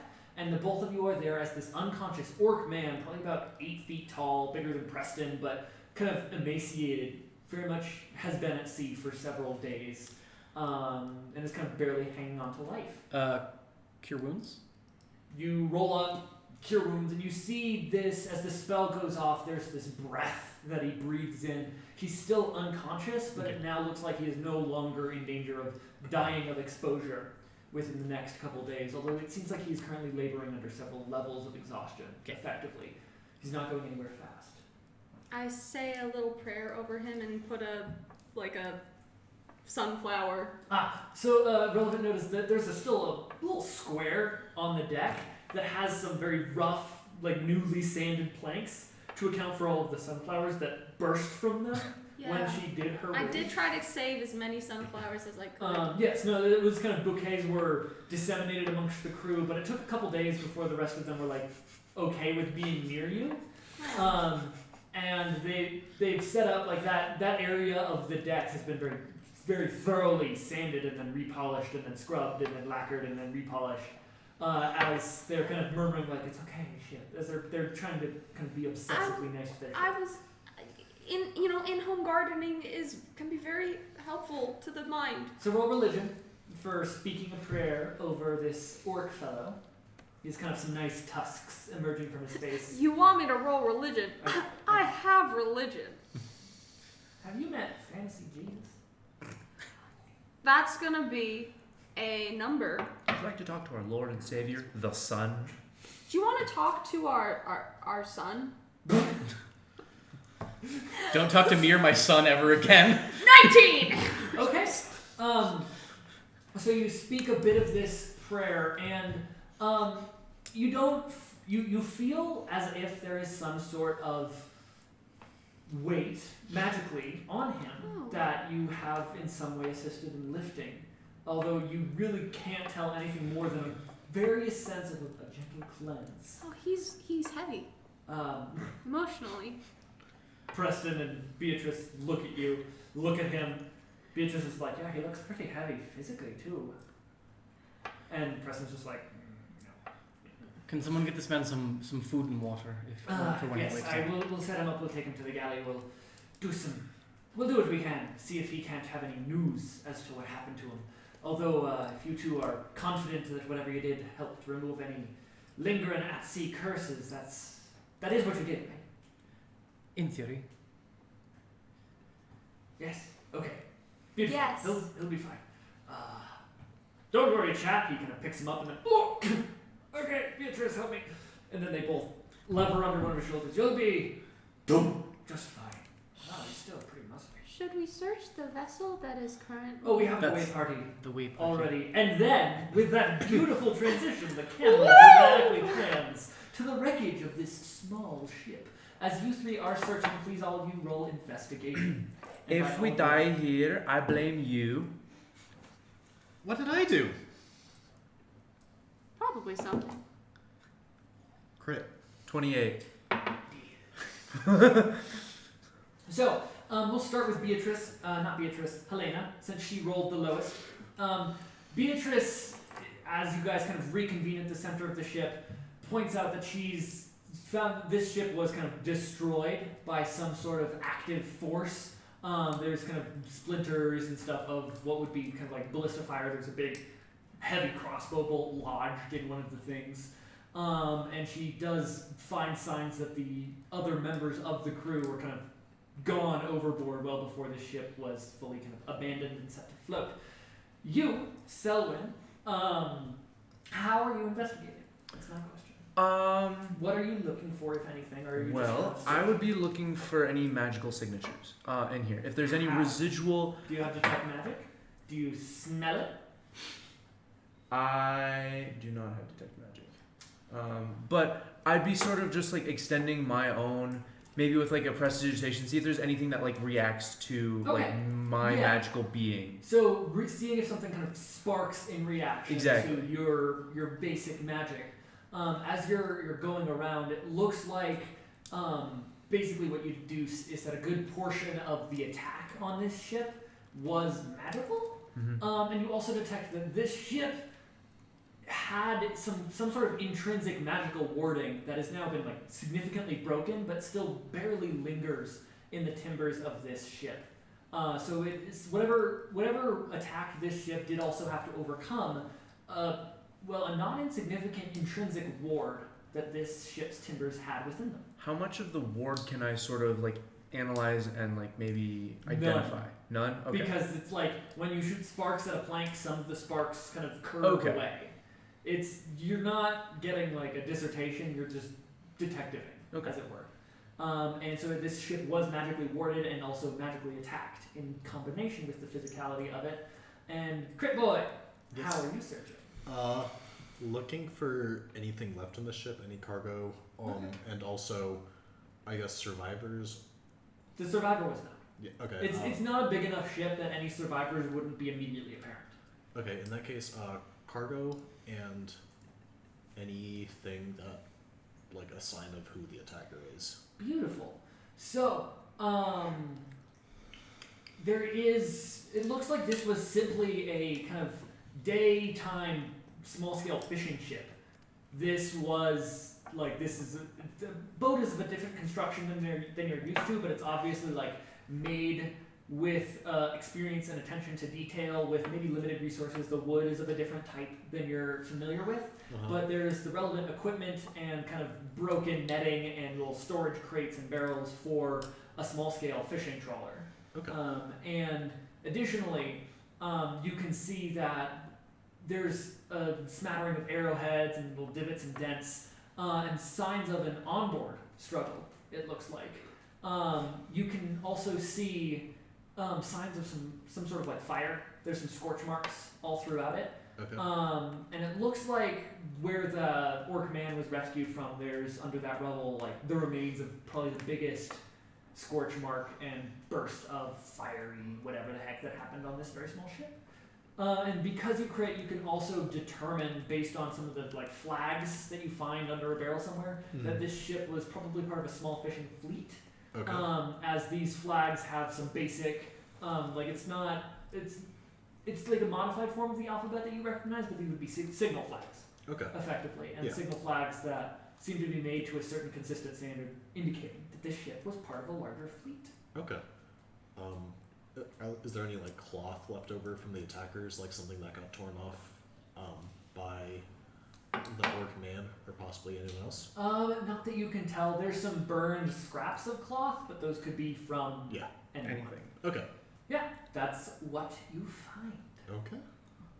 You guys, with Helena, she's just like, well, we'll be coming on more away parties then. That was quite a capable assessment. Takes some samples, a little bit of arrowheads, and you guys resume your way back onto the ship. The orc man has kind of been taken off towards the ship's medic, which has, the medic has some kind of innate clerical healing abilities, but it's not so much that they're a caster as they can ritually do some spell casting, as it were. So they don't have the full like cleric beef that you'd expect. It seems like they do hold a kind of devout belief to the god of nature, and who also has like domain over the surface of the sea and kind of the coastal areas. And so that's kind of their whole shit. That person's very private and doesn't like to talk much because I also have a name for him. So, the orc is currently in the medic's little very small 4-bunk kind of cabin off to one side, and they'll let the crew know if there's any assistance needed or if there's any updates, and the medic kind of points at you and is just like, I'll let you know if I need any help with this one. Maybe we'll need a little extra pulse of that course. healing magic. It's not quite what he's lacking, but only port in a storm. Looks at the clouds when he says storm, and it's still a clear day, but he seems nervous. The captain at this point kind of points the ship back towards the fleet to report on all of this, but not before she has one of the men kind of set the boat on fire with a flaming arrow as a kind of like mark of respect. Does the flaming arrow stick? Book, and slowly kind of begins to catch. It seems like it's lined with tar and pitch. Hmm. Ships are very flammable objects. Well, yeah, but I didn't know because of the They words. are flammable. Yeah, it looks Noted. like the wards have been sufficiently broken. Okay. And also, you just have well, it's been a while, but that presence, that kind of gut feeling that you acquired or honed in your time in that runic room before you reunited with your brother, that feeling gives you the impression that the wards would not be defending against this type of thing for whatever reason. Maybe it's because it's not actual hostile action. Maybe it's because the ship is now abandoned and fully broken. Maybe it's because it was just a sailor's mark of respect to fallen comrades. But the wards do not seem to inhibit these flames in any way. Interesting. The flames do spark some strange colors in different ways as you guys are sailing off back towards the fleet. I take notes. So you do. Notes be taken. So you guys are all part of the party that gets loaded into the longboat with this orc man as he is still unconscious. A couple hours later, as it's getting on towards evening. So Helena and you four and the medic are all in this. Actually, no, the medic stays behind because you never know what can happen. But the 5 of you and this orc man are in the boat headed towards the flagship to convene with the admiral and the flagship, just like the kind of central command staff of the expedition. Yes, So we are in the boat with longboat with the orc man. He's Yeah, all prone can laid I- out. Can I like gently, soothingly, like sing a little?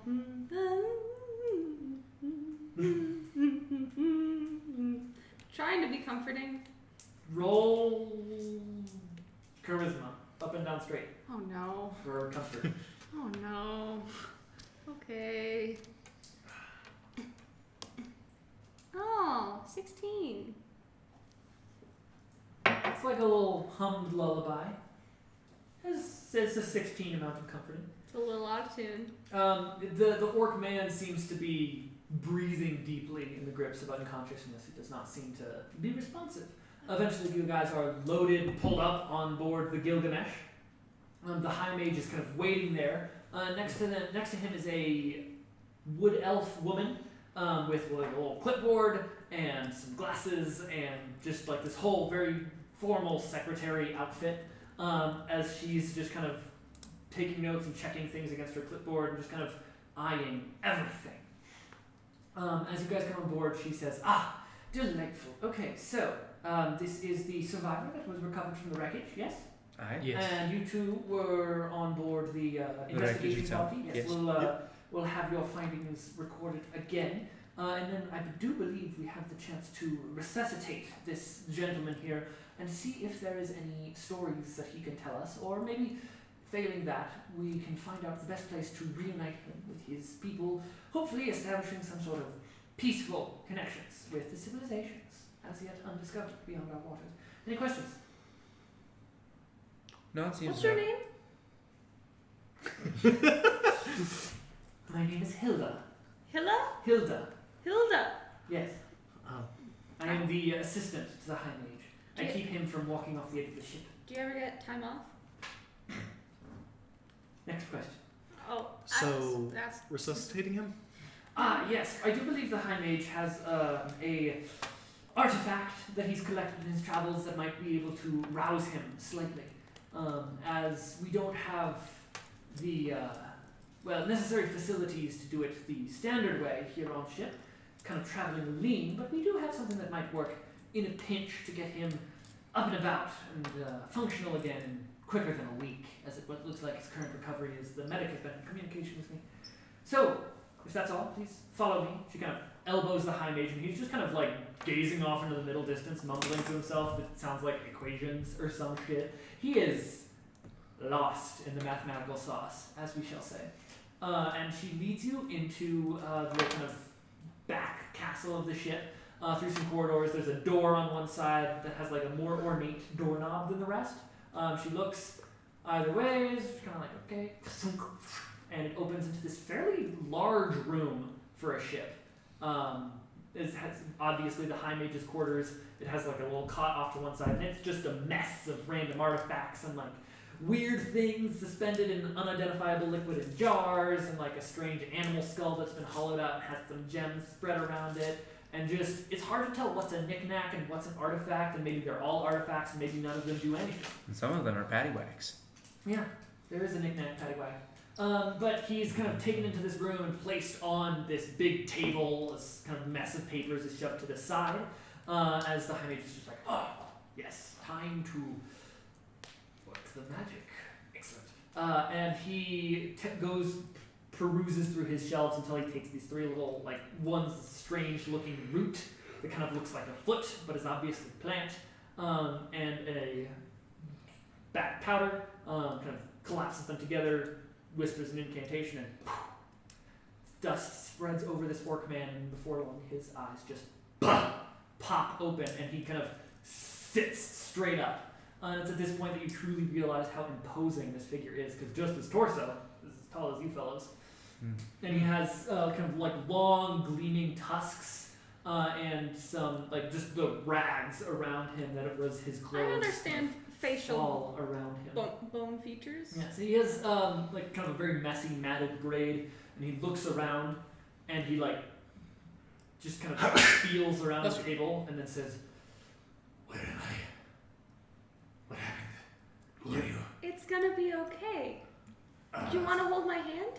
Please roll persuasion. I'm used to people being in distress. Persuasion. Wow, that's a crit. Delightful. He kind of like is completely thrown off his panicked groove by that very peaceful and serene offering. He just kind of like reaches out. His hand is about twice as big as yours, so it's kind of like That's okay. he's just kind of holding on to you with 2 fingers, and that's your whole hand. And he's just like, okay, so Why don't you Yes. tell us what the last thing you remember is? What's your name? I am Baltusk. And we were Baltusk. the fishing fleet. Where are you from, Baltusk? I'm from, he says this name in a kind of native guttural tongue. It is the northern islands, common tongue, out in the sea. We are, we were on a fishing journey. We were then attacked. Where are we currently in the seas? You're by what was the name of the place we're going? Storm's Head. Storm's Watch. Storm's Watch. We're by Storm's Watch. Your ship was well, not really a ship anymore. He kind of looks a little like perplexed. Any of my crew? Just you, unfortunately. He closes his eyes for a brief second and kind of breathes out through his nostrils. It's kind of an intense. He has a physicality about him, and every move has a certain kind of like primal intensity. But he just takes a second, whispers something under his breath, and then opens his eyes. Well, we were attacked by this strange ship. Our fleet of fishermen, we do not go out armed, but this is one medium ship. It tore through us. It had these strange designs all along its side. Could you describe the designs? And as he goes into it, you see that Hilda, the assistant, kind of flips to a new page of her clipboard and seems to be doing a sketch of some sorts. As he describes, it's probably a little bit bigger than your guys' ship, the Skycrest, so really not that big. And it has just like intricate runic style designs. He can't really get into much detail because it was understandably a very kind of stressful time. But this ship effectively showed up out of nowhere in the middle of a kind of foggy sunrise when this fishing fleet had just set out to do their kind of daily trawl for food. This ship appeared out of the mist and started firing these enchanted bolts, it seemed like, such that whatever ship they touched, whatever ship they touched immediately lost all control. Any rudders or sails or steering or oars either broke. What did they fire again? Enchanted bolts. Enchanted bolts. And then, just as once all of the ships had their power for somehow taken from them in this enchanted attack, small groups started basically one by one. This ship boarded each vessel and either killed or captured everyone on board. Baltusk tried to kind of pray and try and use his innate magic. He's apparently very kind of connected to the sea type of fellow. He tried to pray his way and kind of was able to actually get his ship farther away from the fleet. But then these people too boarded his ship, and they were all wearing this strange kind of leather armor with this demonic mask that all of them had. Can I roll history to see if any of this sounds any familiar from any of my previous travels dealing with demonic entities? Yeah, sure. This demonic mask, and there was this strange fight, and one of them kind of looked at him, and this like, I was bigger than them, but he looked at me for a second, held out his hand, and there was a flash, and he said some words, but I cannot seem to remember. And I come here. 21. 21. Nothing specific. It does seem demonic, but nothing about the nature of this demonic face rings any specific bells. It's the mask, almost like a weird combination between a like the face of a squid, a squid's beak, like kind of surrounded by tentacles, while also kind of being a little humanoid and orcish with 2 eyes and that weird beak, but also kind of tusks all around it. And these are this very stylized mask, distinctive. And they all of the boarders, all of these marauders had it. Yeah. Have I ever heard any tales of a group like this? You've From my heard- times working as a deckhand? You've heard legends of all sorts of different pirates, but kind of this weird, very specific story of just showing up, doing a lot of violence, and wearing these masks, and then disappearing without seeming to like take any prizes or do any looting. Because there was stuff that was salvageable that you guys found on the ship, but none of it was really taken. It just seemed to be either smashed or destroyed or just worn down because of the exposure. Okay. Yeah.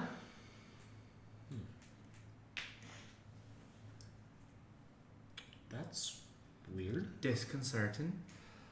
But that is all I can remember. At this point, the High Mage has kind of been rifling through cabinets this whole time. And he's just like, well, good sir, Orc, Baltusk, yes, names, whatever. I believe that I might have a little potion that might be able to recreate this experience and maybe get some more detail from it, but it might not be a pleasant experience for you. Baltusk kind of like narrows his eyes. Will you take me home in exchange? The mage looks to his assistant and she kind of considers for a second before nodding. It's like, I believe I can convince the Admiral to shape our route towards wherever this gentleman's homeland is. Yes. So Wells, just like, yes, we will. I give you my word that we will see you safely home in exchange for allowing us this insight into the past. And Baltusk says, very well. So the wizard's like, I just need a trace of perhaps a strand of hair for mixing this potion, and then we'll be able to get to it within a couple of days. Is that acceptable? Baltusk kind of nods, pulls out this long, kind of almost a little bit like silky black hair, kind of unwinds it from his braid and hands it over. Okay. And the mage immediately just goes off into a corner and starts muttering. And Hilda looks at all of you. Well, I do believe that we will see Baltusk safely ensconced somewhere on this larger ship. Though if you have any questions, or we might call you in for some additional interviews, I do believe we'll have you be the conveyance if and when we get towards his homeland. However, should you see any strange ships emerging from mist, she kind of takes out this like eggshell style. It looks like a crystal, but it's like a hollow crystal, so it's basically a crystallized egg almost that you can see in it. It's empty, and she hands it to you. If you should see this ship, crush it, and we'll get a brief insight into where you are and what's going on. Okay. All right. Just for purposes of spotting, I believe you should take it. All right. Yes. I do have a question for Baltusk, if I may. Yes, do try to keep it short. We need to, this enervation that he's experiencing will wear off shortly, and he'll need a while to sleep. Fair enough. Then perhaps another time might be better. Well, unless you want to ask it in about a week, I suggest you go now. Okay. Well, so you say you feel more magically attuned in the ocean? Oh, I have done my rituals, my observances to the Lord of the Sea, and in turn he grants me a certain measure of control over my boat. Okay, so it's a holy exchange that you have going on. It is a divine interaction. Okay, makes sense. We understand each other. The Lord of the Sea does not expect any mercy and in turn does not give out any. But if you prove yourself worthy of a measure of his power by strength and by smarts, then he'll allow you better ability to use what you still have. Interesting. Thank you. Turn and go.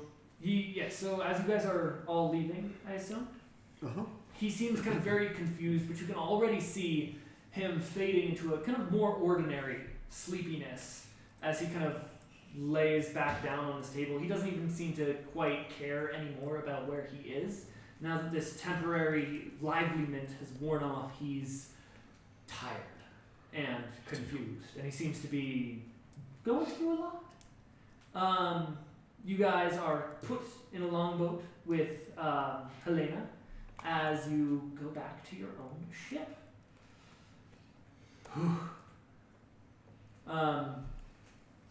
Meanwhile, so on the boat, actually, Helena, who kind of stayed with you guys but didn't say anything, kind of checks as you're in between. It's probably about a 10-minute row. So, what did you guys think of the High Mage's quarters? I mean, it was unusual, but a Seemed little eclectic, A but little I've seen many scholars to be that way. Excessive. Unorganized. Well, it's just, I have a friend over on the flagship, and he says that there are some strange, worrying sounds coming from it in the middle of the night. Nothing loud enough or disturbing enough to really cause that much introduction, but it's just like nails on a chalkboard in the middle of the night sometimes. I have a question. Yes. Are we still on the ship? Or You're on the longboat in We're between long- ships. Heading It's back just you to and Helena. Skycrest. Okay. I kind of want to say a little because I gave one of my flowers. I said I gave one of my flowers to the our big boy. Yes, he has it in his braid. Yes. That's what I saw. I just kind of want to say a little prayer as we're heading back to be like, what? Can my goddess look over this poor man so no one screws with him in his sleep? Roll religion. Okay. I am overwhelmed. That did not roll straight. I'm sorry. Religion is a thing that I have the capability of doing. 20. Total of 20. Delightful. So you feel this warm glow as it's just about sunset. And so you pray. Helena, meanwhile, just kind of leans back. Well, just, if you get any insight into how the High Mage spends his time, don't hesitate to let me know. It's worrying that he kind of just disappears. He comes out, does some experiments, mutters weird magical shit all to monks about the deck. He's spoken to sailors, and so if there's anything I could tell him about what he gets up to, maybe, maybe it helps smooth things out in the expedition. It's no good for so early in people on the flagship to get in so unsettled. Okay. I believe Understandable. I actually heard him when he was on the deck talk about maybe having some Yes. discussions with you. supposedly I can take a look. Yeah, maybe take him up on that. See what you can to learn about him in turn, maybe. Because even though he is the High Mage of the Federation, not much is known about him. Just that he's powerful.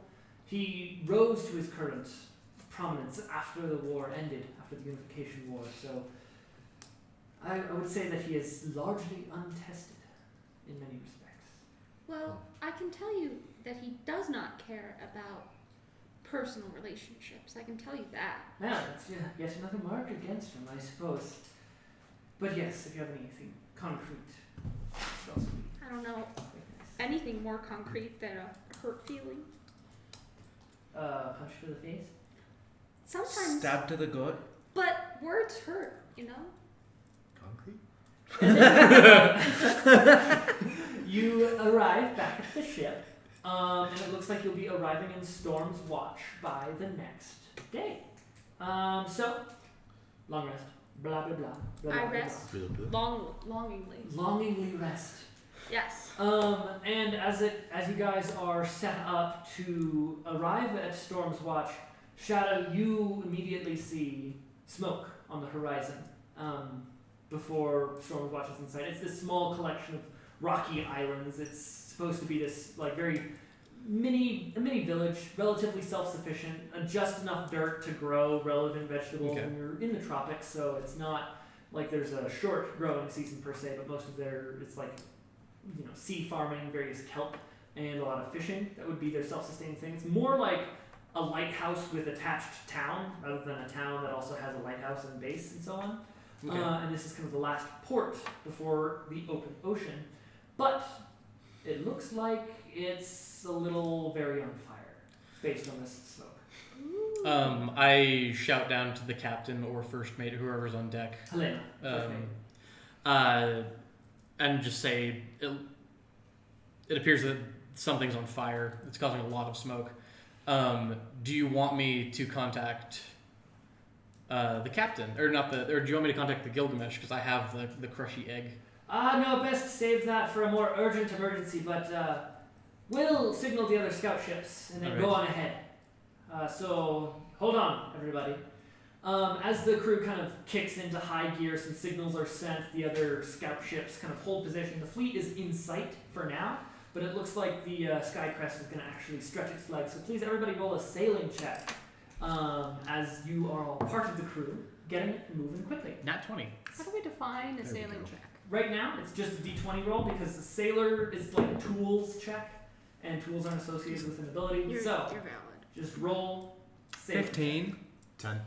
13! And a nat 20. Spicy.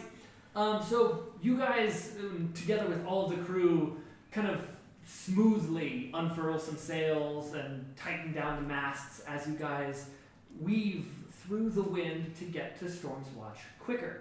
The ship's kind of bouncing through the waves, and there's a mounting feeling of dread among the ship's company as the island itself crests the horizon, and it looks like that lighthouse that's kind of the distinct watch. It's a very, well, from what you've heard, it was a very large and well-built lighthouse, more of a castle's tower than anything else, with its own kind of built-in defenses against sea monsters and the various pirates that ply these waters.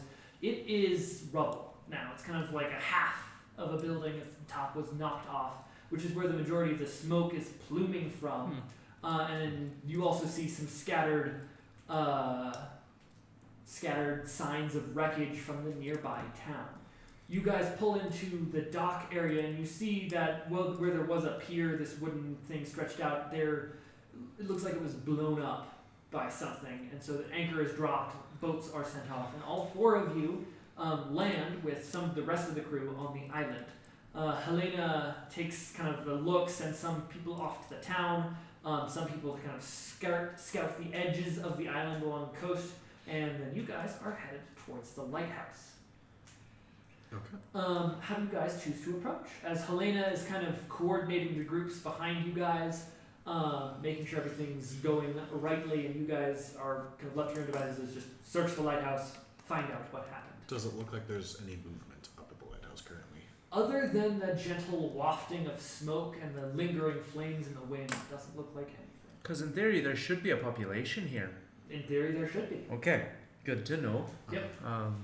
Well, I think that we go towards the lighthouse. I think that we should not yet go inside because that's quite dangerous. However, I think we should get a good view around the entire thing, see if there's any other sides to it. Okay. Go around back, if you will. Is the lighthouse on fire?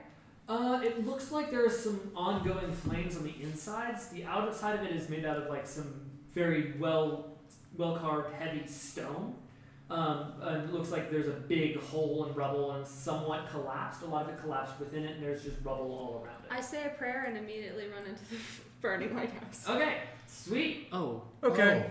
So it's a bit of a climb up to the lighthouse, and as you guys get to the crest, it's on kind of a rocky cliff, looking out over the ocean and the kind of also on fire village off to one side. You see the big rubble of it. This lighthouse would have been ordinarily about 150 feet tall, but it's been cut off somewhere around the 50 feet mark. And So the top of it's gone? Top of it's gone. Okay. And top of it is scattered around you. You can see It's not a the ruins lighthouse of it. anymore. It's just a house. Well, it's on fire, so it's It's light. light. It's late. Lighted. It's a lighthouse. And the door is kind of caved in. It looks like it's broken. You can see the flames inside. The candle whispers a prayer, kind of glows faintly, Oh boy. and runs right in. You do great there. There might be Bardic. innocents. You're doing great as you run inside. What do you do? Eyes of the grave. I just wanted to check for undead. Okay, and you sighs deeply. Someone's got to keep an eye on her, and I run in after her. Can I give you guidance before you go in? Sure. Don't fuck it up. Smack. As you run in, and you. I approach a little more cautiously, Okay. so I'm gonna go up like to the door and look around. Please investigation check. So, you are keeping an eye on things. You're Yeah. kind of. Well, your role I'm would checking be for a undead. standing watch and checking for undead. It does not look like there is any traces of such Okay. magic within the 60 feet. Just checking. 17. 17. So, from your initial check, it looks like whoever was here landed and kind of kicked the door in prior to whatever blew up the lighthouse. And based on the kind of scattering of it, it doesn't look like this lighthouse was like shot by a cannon or a big ass arrow bolt or anything. It was just an explosion happened on one wall Okay. that caused this spread. So you two, as you run into the flaming building, Yeah. please roll a con save, as this heat is very Question: Not How long. big? How big across? radius is like- about 30 feet. Okay. It's pretty sizable. I do rage. Duly noted. Duly noted. Should I make a roll Yes, on please my roll on your wild surge my table. craziness? Oh, no. Thank you. Uh-oh. Well, Uh-oh. it could be helpful. It could be. You cause a fireball. Okay. So this one is arcane energy taps into the minds of those around you. Each creature within 30 feet of me must succeed on a whiz save throw, or I see a glimpse of the creature's thoughts, learning how it plans to attack me. As a result, this creature has disadvantage on attack rolls against you until the start of your next turn. Beautiful. I rolled a 22 on a whiz save. I rolled a 9. 18. How would you attack me? Oh, hey, that camera's been You bumped. wouldn't. Can we fix Oh. it real quick? Sweeney. Hey, your wires are in my foot space. Boop boop. Anyway, Nice. bonjour. Comment So- ça What's your save DC? va? My save DC is a 12. Beautiful. So yes, nothing within 30 feet of you fails to save. Good. So, I failed. oh, you failed? You have disadvantage to attack her if you attack her within the next round. Yeah. And then I'll leave for my my con save. Do we want to move that? Yeah. Oh, that's a critty boy. That's a critty boy. That's a critty boy. What does guidance give me again? A D4, D4 on your next ability check or saving throw, I believe. View to. Just ability check. It's Just checks, ability yeah. check, so it's not on Okay. saves. Okay. Thanks, Mickey. Alright, well, in that case, I have an 18. Okay, so you both pass, but this heat is oppressive, so you're both taking 3 fire damage. I have resistance to that. Sweet, so 2 fire damage. I do. As the kind of flames of it just surround you. It looks like there's a couple stories up. There's about 4 stories remaining, with a staircase that kind of spirals around the edge of the room. You can see that this used to be some sort of barracks, but it's all destroyed and befuckered. Though there are no, doesn't look like there's any bodies per se in this room. It just looks like it's the scene of some sort of fight. The stairs up are still intact, although they are on fire, as is all the kind of furniture in this room. I got it. I start running up the fire stairs. Please make another con save. Are you gonna follow? No. I step back out. Okay. Sweet. You so do. Good choice. Con save is going to be a 17. 17, sweet. So you're gonna take another pre-halved and then halved again for your convenience, another 2 fire damage. Cool. As you ascend the stairs, and it looks like, in short, you're gonna keep ascending these stairs. So just roll one last con save as you keep going up towards the highest level you can reach. It looks like some group of aggressors kicked their way in and pretty much without any significant resistance destroyed and like cleared out everything you can see. Everything is either cut up or on fire and reduced to ash, or just pieces, bits and pieces and shards of it. And yeah, no bodies or anything that you can see. 16. Con save, sweet. So another 2 damage as you get towards the top, and we'll pick up with you in a second. Thank you. So you 3. Okay, so everything in there is on fire, and it doesn't seem to be like there's anyone in there. So Where did Kendall go? more in there. Maybe we could. Are there windows further up? There are like periodic windows in the stone, but from what you can see and given the angles of things, that just is ash and smoked and kind of burned over, you can't really see in. Is it like cobblestone? Or? It's masonry. It's like heavy Masonry? stone blocks, Okay. How like a castle. how deep are the like cement like sides in it? The Is it something someone could climb? oh, I mean it'd be hard, especially because it's hot to the touch, but it's not impossible. I don't know. I might be able to get up there. Okay, you're just gonna kind of climb it with your hands. Watch your step, Bardic. Thank you. Do I have any gloves or anything? No. That's unfortunate. Yeah. I guess I'll just climb it with my hands. Please roll an acrobatics check with disadvantage on account of it's hot. Oh, that's unfortunate. That's hot. Acrobatics. Bardic is 6. 86. 11. So you get about even with what would be the first level in between the first set of windows on the ground floor and the set of windows above, before the heat is too much for you. Please make a Constitution saving throw. That is a 7. You take 5 fire damage and let go of the wall. I do. As far as fall damage goes, you were about 10 feet up, 10, 15-ish, so we're going to round down and take another 2 bludgeoning damage as you land heavily on the ground. And kind of have to wipe off your hands, which are Yep. steaming faintly. Cool. Okay. That went great. I want to look for any like tracks or anything of like people leaving. Okay, survival check.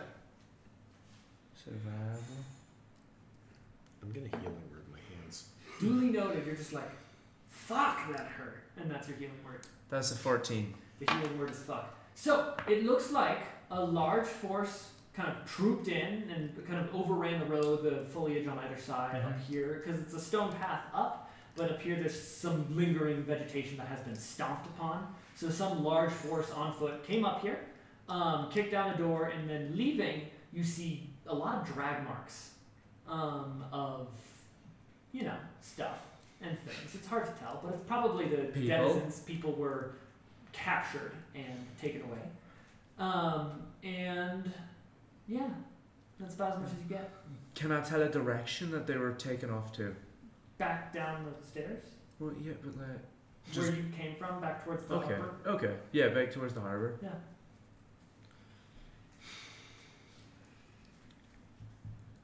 So what were you trying to climb up for? Just to be able to see inside. Check on Okay. Candle and make sure there's no people left in there. Oh boy. I'm hiking. Kothram, bless me. Alright, I'm gonna try and climb up. Don't fall! I do have a climb speed of 20 feet as a tabaxi. You have a climb Bardic. speed.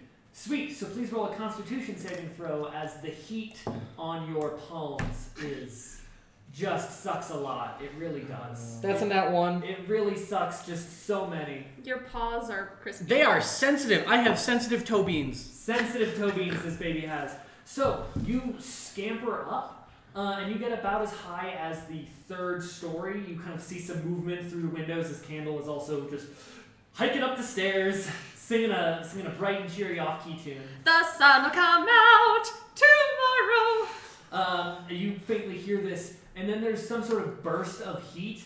As you get about as high as almost level with the hole, and then there's a burst of heat that's kind of active. It's almost like it's reacting to you. You take about 8 fire damage through the stones.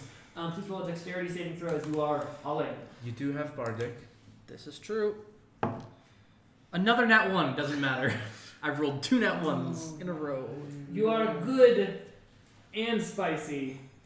60 feet up. I'm 60 feet up? Yeah, 3rd story? 5th story. 5th story.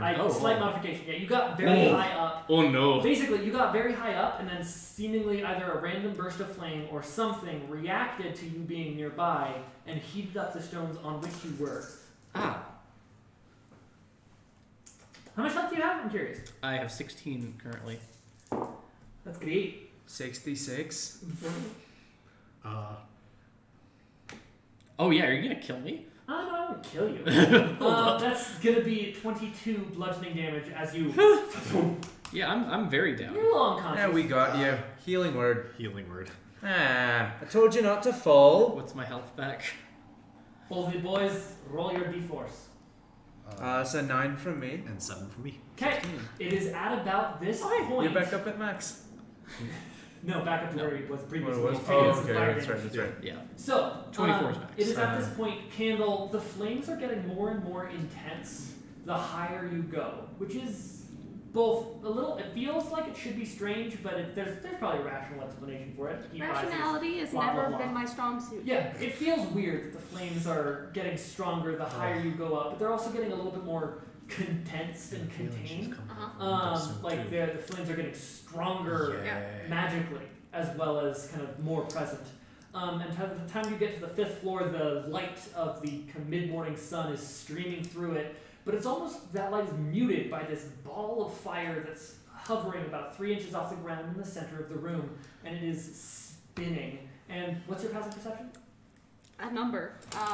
Yes. How do I calculate my passive perception? I think I forgot to calculate it. 10 plus 10 your plus perception whiz. modifier. Yeah. Oh, then my passive perception is 15. So you do notice that all of the flames in this room are kind of curving towards this center point, and like flickering in time with that, but this curve is almost like it's forming a cage, and as you watch, it slowly kind of grows. Well, get me a fire pole and I'm gonna do some firefighting. Let's go.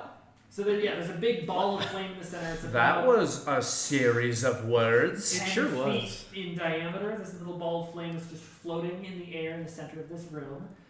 What do? Hello. It does not giant seem to flame respond ball. to your greeting. Okay, so it's a burning thing of fire. It's just it's this pure distilled ball of flame, almost like a mini sun, but not quite. It's more teardrop shaped, and it's just kind of burning, and it seems to be slowly growing. Is there anything in this room that I can throw at it? It looks like there's an on fire piece of chair. I throw the on fire piece of chair into it. Please roll to hit. A number. I get.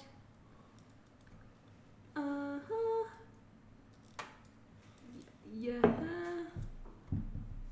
Ooh woo. Okay, I'm sorry. I was just rolling to make sure I knew what I Not was on my stream. Okay, rolling to hit. That is going to be a 18.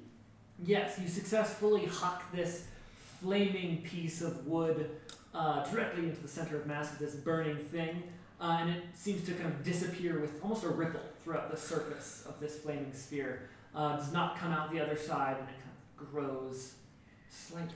Oh, so this is like a kindling thing. Oh, this is so cute because like you're a candle and I'm a candle, and this is going to be a really fun process for me. Okay. Oh no. Oh no. Oh no. Let's see. Do we see this fire cage starting to grow? No, from your angles, it's kind of impossible to see other than there's generic fire happening. However, Could I have noticed the because we were watching shadow go up, could we have noticed the flare of? There wasn't a visible flare. Okay, it because was just- on the other side of yeah, the wall. okay. I would have relayed that. Yes, there was a burst of heat that seemed to react. Also, what is all of your guys' passive perceptions? 16. Passive perception is a 10. 14. So, you, Shadow, now that you kind of take a second to dust yourself off after that brief brush with the ground at high velocity, you, Brief brush might not be the right word. you look towards the town for a second and you see that the town's flames are kind of pointing towards the lighthouse, more so than logic would suggest, almost against the wind. Something is happening with the fire. Look at the town. The fire is coming towards the lighthouse. Huh. There's probably can I deduce that there's something magical about the fire here? Because of what has been said and that? I want to try something. You can make as many assumptions as you want. I want to try something. I also wanna try I want something. to play some music and see if any of the fire reacts to it. Okay, Like we'll play get the to you. music. And you, Miss In the Room? I cast Lingering Magic, which allows me to use Detect Magic and figure out. I will faintly glow a color corresponding to the school of magic that I detect. Okay, sweet. Okay. There are 2 flame balls up here. As you're playing this music, the fire does not react in any way. That you Okay. can tell. Okay. So you begin to glow, and it's hard to tell if That's it's good. the general glow of the fire. But do you want to pick colors to assign to various schools of magic, or are we just gonna say that? I wanna get a feel for this, and it doesn't necessarily matter the aesthetic. I just want to feel what type of Okay, magic is this? So you turn into a little bit of a minor disco ball yourself. Oh, I love it. But it seems to be between evocation and conjuration magic. Can I get the sensation of where it was cast from? No. Like, what does it come from? It seems like the strongest source of magic is the big floating ball of fire that you're in. Yeah, that sounds very accurate. Above me, there's a roof. There was a roof. There There's was a now roof. like a kind of think a diagonal cut Okay. along this big tall pillar of lighthouse. Can I find a brick? Yeah, sure. You Can I pick up a brick? pick up a brick and just bat it into the flame with my hammer? It's not so much that these are like big blocks of stone. That's You kind of have what to I kind want of to do. throw it. Okay, then I'm gonna try to throw it. Please roll a strength check. Okay. Anything you guys would like to do in this kind of rotation? Okay, well, I want to kind of sort of see if I can mix like a firebolt and a prestidigitation to see if I can make like a little flame in my hand. You can just use prestidigitation to. Okay. It makes the illusion of a flame. Okay. If, That's all you well, get. that's the thing. I want it to be like a physical flame if possible. You can light something on fire, Okay. but that's not quite how magic works. Okay, cool. Well, in 'Cause that there's case, a spell called Conjure Flame. that's fair. In that case, I want to shoot a firebolt sort of like peripheral out to the open and see if my firebolt that I've created has the same pulling effect towards the lighthouse. A little bit, yeah. Okay. It curves. It curves, This little sort of- spark as it curves, kind of almost like gravitational pull, just Yeah. passing by. Should we asleep. be in the path of all that fire? And Candle, what was your strength? 18. Great. So this is a big, heavy brick of stone. It's probably about the size of maybe like half your torso, and you kind of have to struggle to pick it up, and then just grunt. You throw it towards the flame, and as it hits the edge of this flame's kind of surface, there is a very large explosion. Please roll a dex save. Okay. I'm guessing we see this. Yes, you patience. You will see what you see Oh as soon as everything happens. Uh-oh. Do I have any monk thing that No. No. You get that at 7th level. Okay, cool. I didn't know. I don't know things. You do have a barbarian thing. So I'm making a dex. Yes, you do have advantage on the save because you can see it coming, I believe. Yeah. Cool. A number. A number again. Two numbers in a row. Okay, so I'm making Is a it dex save. Dexterity saving. Okay, then my dex save is going to be a 19. Beautiful. So you pass and successfully save for half. Yeah. Boom! Boom goes the dynamite. You take 8 fire damage, so 4 fire damage, as this massive explosion of fire and force erupts from this, and you are also not blown off this floor as the rest of the kind of top of it gets scattered. All of you please roll a dex save as bricks start raining down from the rest of we need the to tower. That's 22. 22. 17. 17. 14. 14 fails. Rough. Yeah, I figured. You're So a failure. you get caught by the edge of a falling brick. Wait, 17? Oh, you're Edge of a falling brick. You take 11 damage. As it knocks you fully in the torso. You don't get smushed by it, but if you were full like a half foot to the right, you would have been. It's a big brick. I'm okay. I'm Oh, fine. yeah. You're Is taking everybody- more damage than I take. Please everybody roll initiative. Oh. That's. Oh god, I'm gonna literally do some firefighting, aren't I? Or you're fighting with fire. We don't know yet. Ah, I'm a halfling. I know. Shit. Eh, I still have higher plus. yeah, I know. Initiative is. Plus dex. Dex. I knew that. I knew that. Proud of you. Thank you. Okay, so 20 plus. 22. 21. Little halfling's ready to go. 16? 16. Oh yeah, 15 plus. Oh, no. What's your plus to dex? Plus 4. Okay. Ah. Uh-oh. Uh-oh. And what do you get? That's a 14. You guys have 14. A 14. A 13. Okay, Yes. 13. so 13. here's what happens. There's this explosion of fire and force that the three of you see from a distance, shooting all of these rocks out. I see. I don't see it from a Close. distance. I see it up close. Well, it's 60 feet away is when it starts. Haha. Now the lighthouse has a flat, level top right at the 5th floor. You can't quite see candle because of geometry. Yeah. But you do see a very bright and brilliant glow of fire, and then this plume kind of goes straight up, almost like a beacon, and then several creatures kind of rain out all across the island. These little like flame, it's like mini flame elementals almost, and about 2 land next to you guys. The rest of them, probably a total of about 16, scatter all across the island and going towards the docks. So we'll see how that falls out, won't we? Fire doesn't mix well with wood. No. So first up is Marilyn. There are 2 small fire elementals in range of you. As they land, they kind of coalesce into this little vortex with like the impression of a face in its center, and he looks very excited to see you. How big are they? Probably about 4 or 5 feet tall. Or how far away are they? Probably about 20 feet away on one, 15 feet away on the other. Okay, I'm gonna put shadow between them and myself. So you back up. I back up, draw out my bow, and I'm gonna shoot at them because I don't have any damaging spells that I think will affect them. Sweet. Does an 11 hit? No. As the Also, arrow Yeah, kind you of do. I don't know if it works on them. The arrow is blasted to ash as it approaches one of them, as it kind of just like. That didn't work. Selwyn, your turn. Bonus action, bardic, shadow. Okay. You can do this. Thanks. Please kill them. Please kill them. Please kill them. To get the bird.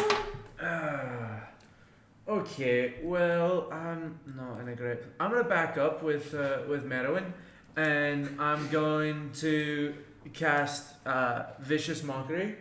Can I get a Wisdom save from one of them? What do you say?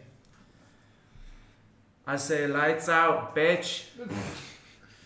Wisdom save? Wisdom save. Oh, that's 5.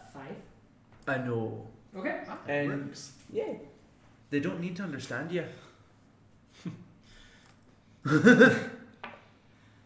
You take 2 damage, Nice. and you have and that elemental has Disadvantage disadvantage. next Yes. Attack. And then bonus action, I'm going to healing word myself Sweet. because I'm hurting. Okay. First 5 is 7. Let's see. Next up is Shadow. I cast Toll of the Dead on the one that just took damage. Nice. So it needs a whiz save. Miss the table, miss the roll. Hold foot. 14. 14 ties. Tie goes to the defense. Yep. Unfortunate. So that's Shadow. Now it is the elemental's turn. The two that you can see kind of advance menacingly towards you. One goes for you since you're in the way. The other goes for you since you are where you are. Okay. So one attack on ya boy Shadow. Shadow's being attacked by flame. So does a 23 hit? Yes. Okay, good. Surprisingly, it does. I got 6 fire damage. Yeah. Okay. You are also lightly on fire, so at the start of your next Great. turn, you're going to have to make a dex save Great. to see if that fire keeps following you. It seems like this little just lingering fire sprite from it. Great. And you, Hey. does a 7 hit? No. Does it have disadvantage? Yes, does a 7 hit. No. Okay, sweet. So that's that. Now it's the one in front of you. Now The on big this, one? this big plume emerged from this little flame teardrop. We can be All friends. of these small things came raining out of it, but a slightly larger thing steps out of the flame We don't orb need as to it attack dissipates. one another. and it sees you and it kind of wavers in its amorphous form. And You're beautiful. I like what you've done with the place. it two kind of spectral hands reach out from its flamey form. I mean, I would offer a handshake, but I'd prefer having non-crispy fingers. And then it attacks you. Okay. Does an 8 hit. No. It misses you as you kind of dance around it, kind of chattering away. That's its turn. Candle, you're up. I go, I'm so sorry. I think we made it off on the wrong foot, but then you had to be aggressive. Okay, I tried to make an attack. You also hit it. I'm disappointed when I do it because I thought I might get a fire friend. Nope. Ah, fine. Just nope. That's gonna be a 20. That hits. Yes, I believe it does. Now I'm going to roll a dice. 11 damage. Ooh, spicy. As you swing your hammer through this thing's form, it seems to disrupt whatever fire magic is maintaining it, but it quickly reforms and grumbles at you. As you make this melee attack, please roll a Constitution save, as the heat exists. If it hits. Hot things are hot. I crit. You do not take any fire damage from being in this one's presence. Oh, good for me. So that's the back to the top. Meadowin. I'm gonna look at the one that's attacking Shadow. It's like, I hope you burn out there. Make a whiz save. I'm notoriously bad at this. Heat metal. 13. There's That no fails. metal. 4 damage. And disadvantage on its next attack. Yep. Okay. So that's can get your them turn. bonus. Selwyn. Cool. Is there like a pebble nearby? I would say there is like a pebble nearby. Yeah. Cool. I'm going to cast catapult on it to the one that's right in front of me. Roll to hit. Dex save. Oh, it's a dex save. Notoriously competent at this. 15. Ties. Tigers defense, give me half damage, baby. Hockey, it's hockey. Oh wait, no, hold on. On a failed save, the object trace. In either case, hold on. Yeah. Okay. Yeah. My bad.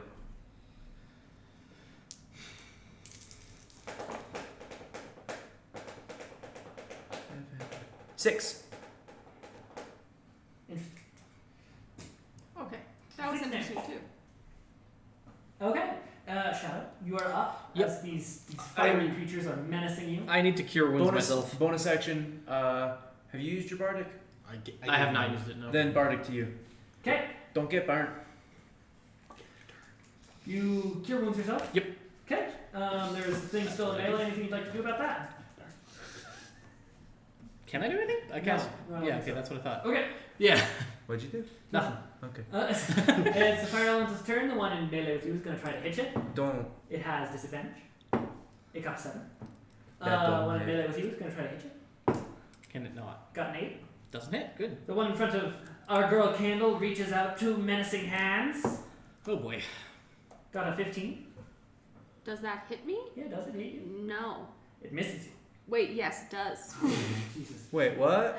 I don't know how words work. It Got- hits me. Words are hard. Pre-halved for your convenience because of fire resistance. Mm. 4 fire damage. Cool, thank As you. this large flaming claw rakes across your skin in a heated and overall uncomfortably warm manner. Bubbly. It's your turn. Wonderful. Question. Answer. I think at this point, it's been a minute since I've been in. Roughly. Okay, then I rage again. So I'm gonna have to roll my Wild wild surge. soul. Bonus action surging. rage.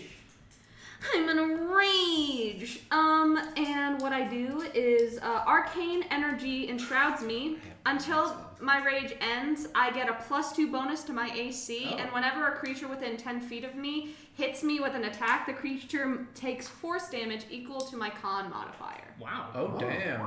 That's pretty good. Damn. Remind me of that as it happens. I will. I but also attack him. You see the glow on the top of the lighthouse intensifies. Oh no. It's hard that's to tell not good. from whence because it's all It's all fiery glow. fiery, flamey, sunish. Yeah. Roll to hit.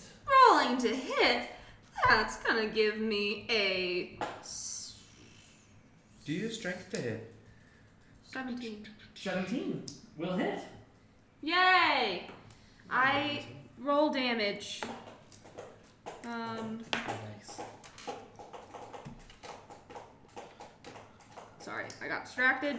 We're okay. Oh, 14 damage. Spicy.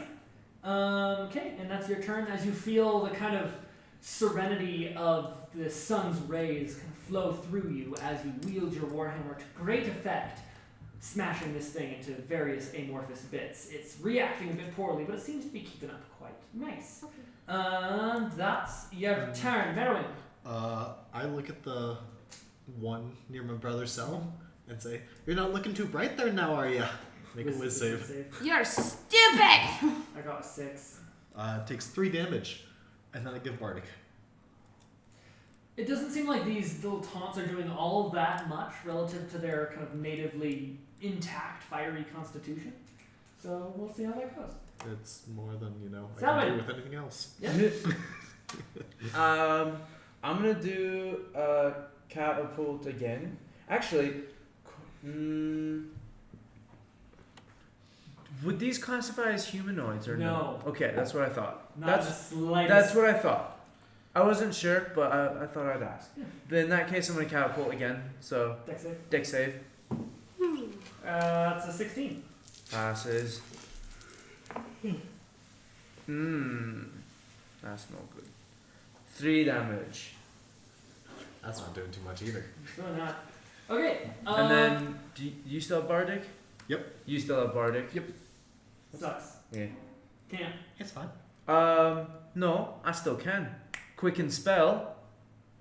Oi! Shut the fuck up. Is this on the one in front of you or in front of Shadow? In front of Shadow. Because you've already been... I you got a already tried- 10. Roll damage. 3. And disadvantage. Yep. So they won't Yay. have managed to attack the boys. I'm pulling up my calculator app so I can calculate the health. So disadvantage attack on Selvin. How do you feel about a 7? Huh? 7? I'm fine. How do you feel about a 14? There's 2. Me? Yeah. I'm fine with that. Does that not hit you? No. Excellent. I do not. They both miss with the added distraction of being yelled at by 2 small people. And then the one in front of you, Candle, does not have any such disadvantage. Does in fact do a nice and spicy natural 20 on your body. Oh, you take 2 damage! Do you know? As there's a brief warm yellow pulse from you as its claws rake your newly armored skin, it still manages to burn its way through.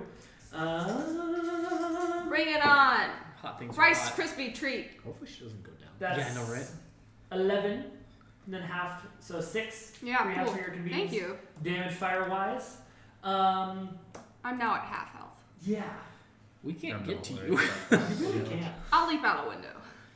What window? Then we I'll could leave on a hole. technically No, get to you. there's It's just You can just open leap air. off. I will cliff. leap into the heavens! Because and yeah, then then shortly meet the ground. Yeah. So, we could heal you then technically. yeah, technically. Candle, it's your turn. Shadow. I you skip Shadow?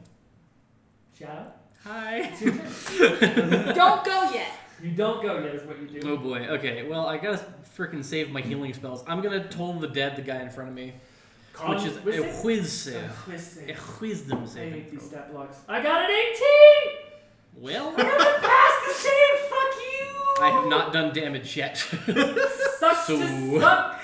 Guess we're just gonna chill. Okay, anything else you'd like to do on Do your you have like a turn? slashy? I mean, I do have a sword and a dagger, but it seems like physical weapons aren't super great. You know, judging by the vaporized arrow. No, he just missed and I like flavor. Okay. Candle, it's your turn.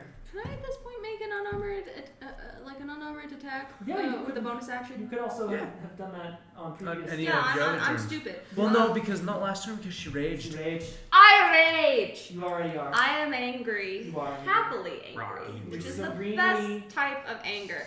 I'm going to make an attack on with my hammer, Yes. and then also whip my tail out, unwind it from myself, and go no, Please roll to hit. because Twice. the end of my tail kind of looks like a flame. Fighting Yeah, fire with fire. We've established that you're Charmander. Okay, thank you. So rolling to hit. That's going to be a number. I'm very bad at math. 18. Hits. Should I roll another one for the? I will. That's a crit on my unarmored. Please roll the damage. Double the damage on the dice and then I'm- add and let fight. No, I will. A number.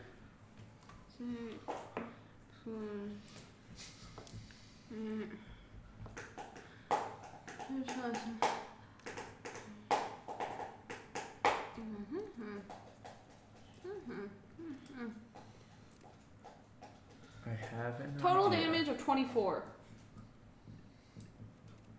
Okay. He's looking rough.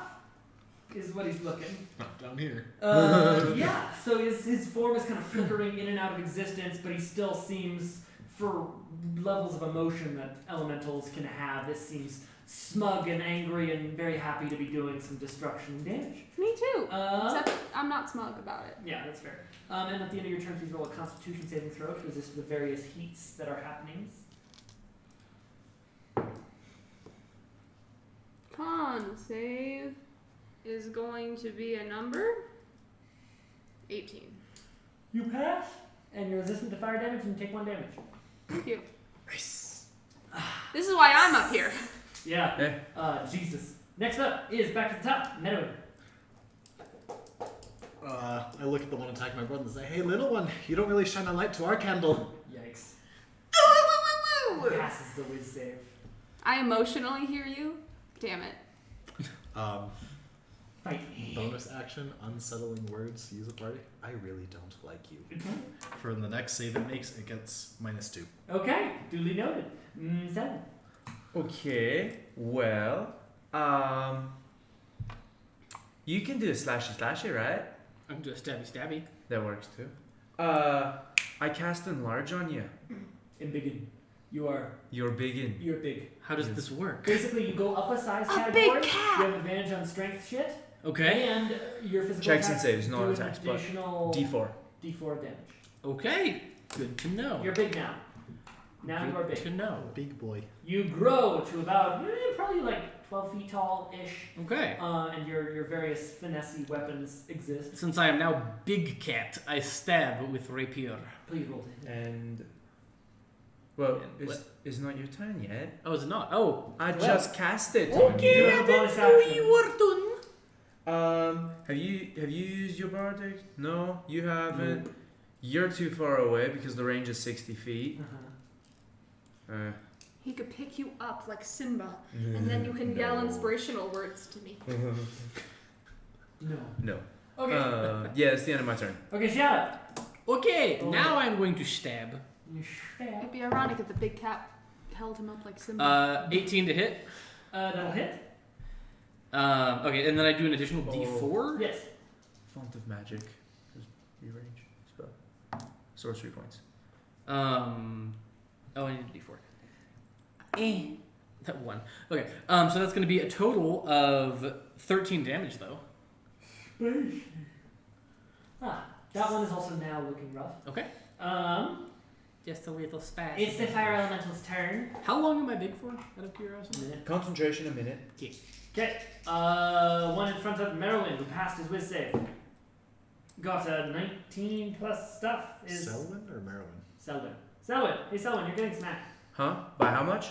What was the take? A lot. 24. Okay, redo that with my second chance feat. You have to re-roll the attack. 14.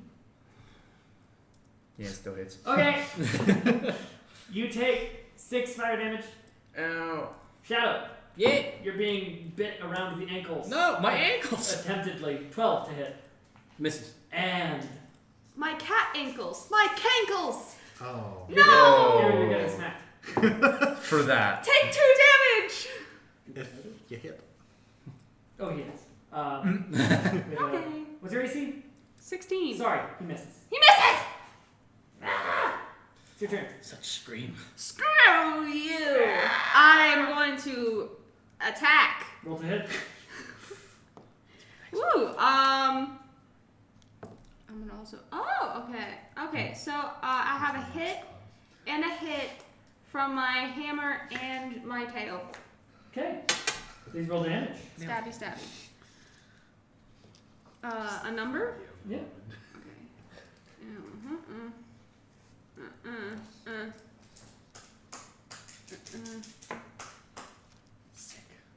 Oh, Jesus. Okay. 22 damage. Jesus. So, as you swing your hammer through it and then swipe your tail for a kind of very artful double combo, this thing grins a little bit maniacally. Please roll a Constitution saving throw as you reduce it to 0 hit points and it explodes. Okay. Yeah. A con save? Constitution saving throw. Oh, I should do that. Not great.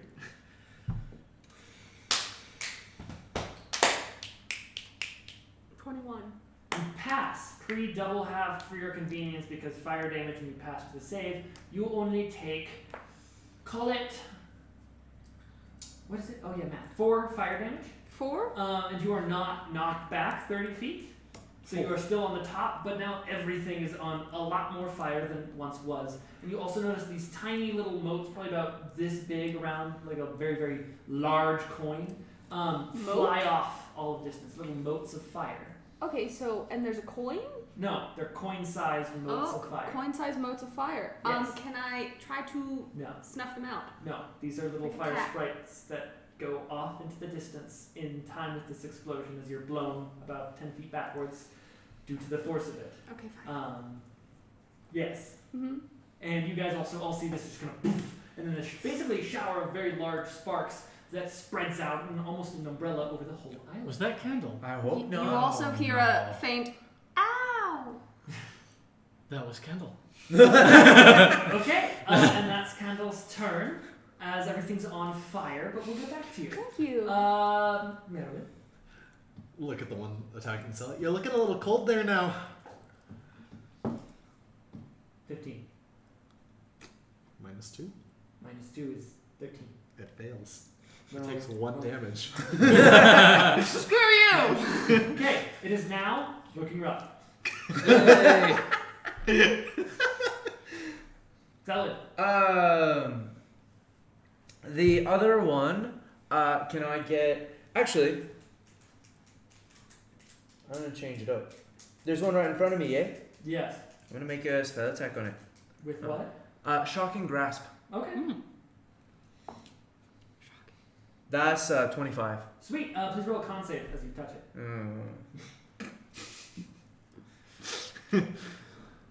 That'll do it.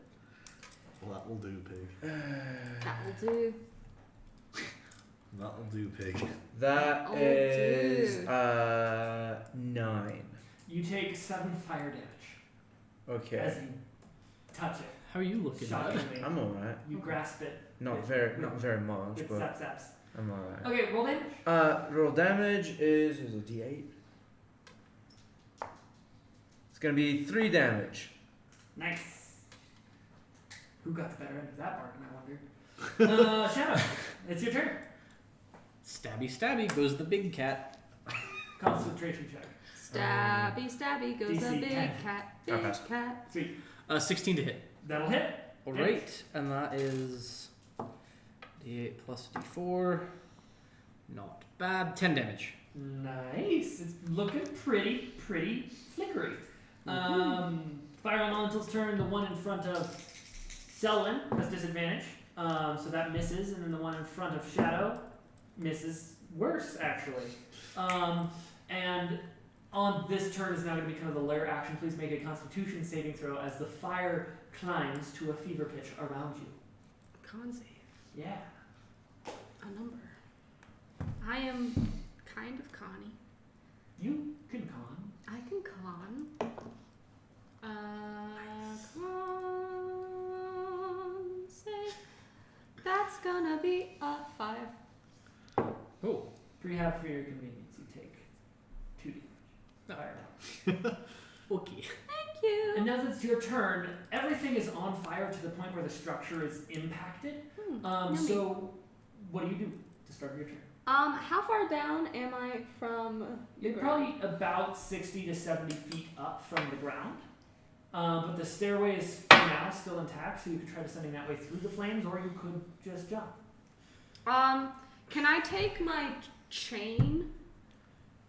Because I carry a chain with me, and I basically want to try to hold it under a rock or clip it on something so that I can kind of leap off, and then I have a slightly less strenuous fall. So unfortunately, all of the various rubble and loose stones were blown off of this roof. Oh. If you want to affix it to something, that would be an action to attempt to tie it around like a piece of the staircase or some on-fire piece of wood. Would you like to attempt that? No, I just send it. Okay, full send. Please roll an acrobatics check as you dive roll off the top of this. Yeah, I try to make it look Six-story as cool building. as You possible. All the while saying, "The Lord is with me. The Lord is with me." Yeah, since I'm giant, can I try and catch her? We'll see how Okay. well she rolls. So what am I rolling? An Acrobatics. acrobatics check. Okay. Okay. Okay. Okay. Okay. Okay. That didn't roll straight. Okay. Okay. 19. 19. Okay. You Okay. successfully kind of do a nice little tuck and roll. You spread yourself out for all 60, 70 feet that you're going to be falling, and you look below you, and there's a big cat. No! Both of you, please roll a dex save as you are hit by a fallen friend, and you hit a friend as you're fallen. Not the greatest.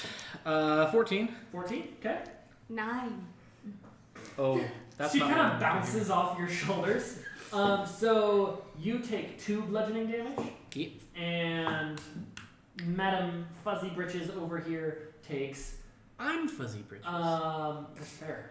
Madam Flamey Britches, you take 8 bludgeoning damage, pre-halved for your convenience because you're still raging. Damn. As you thump onto the ground and you're prone, right next to Shadow.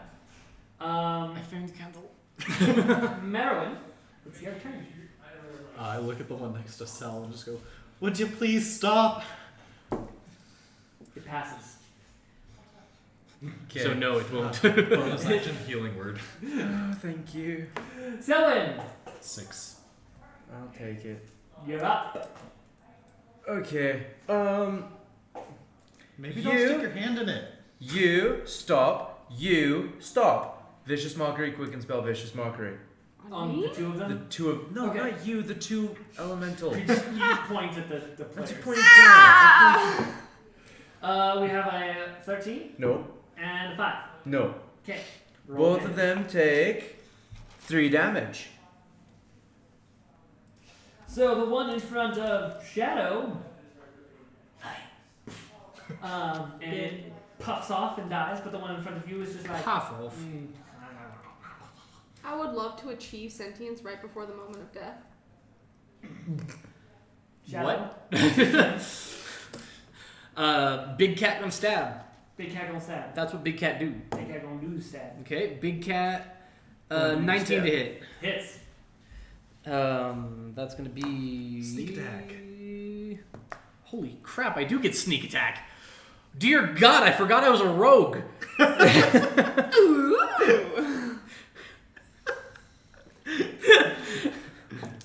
I forgot I was a rogue. I'm sorry. 14 damage though. Yep. As you realize that the I am the finesse sneakiest and big cat. power of a rapier does not come from swinging it around like a club. I am You the successfully biggest, sneakiest cat. stab right into the center of mass of this thing, and it's just like, I will not leave yet. Okay, I'm leaving yet. And he disappears into a puff of smoke. And I forgot sneak attack was a thing. Last time it was Bardic, this time it's sneak attack. We We live and learn. fire, burn, ship. so, as you Oh no. hear Campbell say this as she picks herself up off the ground and her rage comes to an end as she's not attacked or been attacked. Or Look over at. You look over and you see that while on the ship they are kind of battling their fair share of elementals. There's a kind of bucket brigade that's going around on the ship that's kind of snuffing out flames as they're happening, and they are happening, but they're getting quenched as soon as they start. It's the quenchiest. But you see all across the island, the rest of the crew still engaged in various fights with elementals, and the elementals that are not currently in combat seem to be shepherding around these little spark motes, these coin-sized little just circles of fire.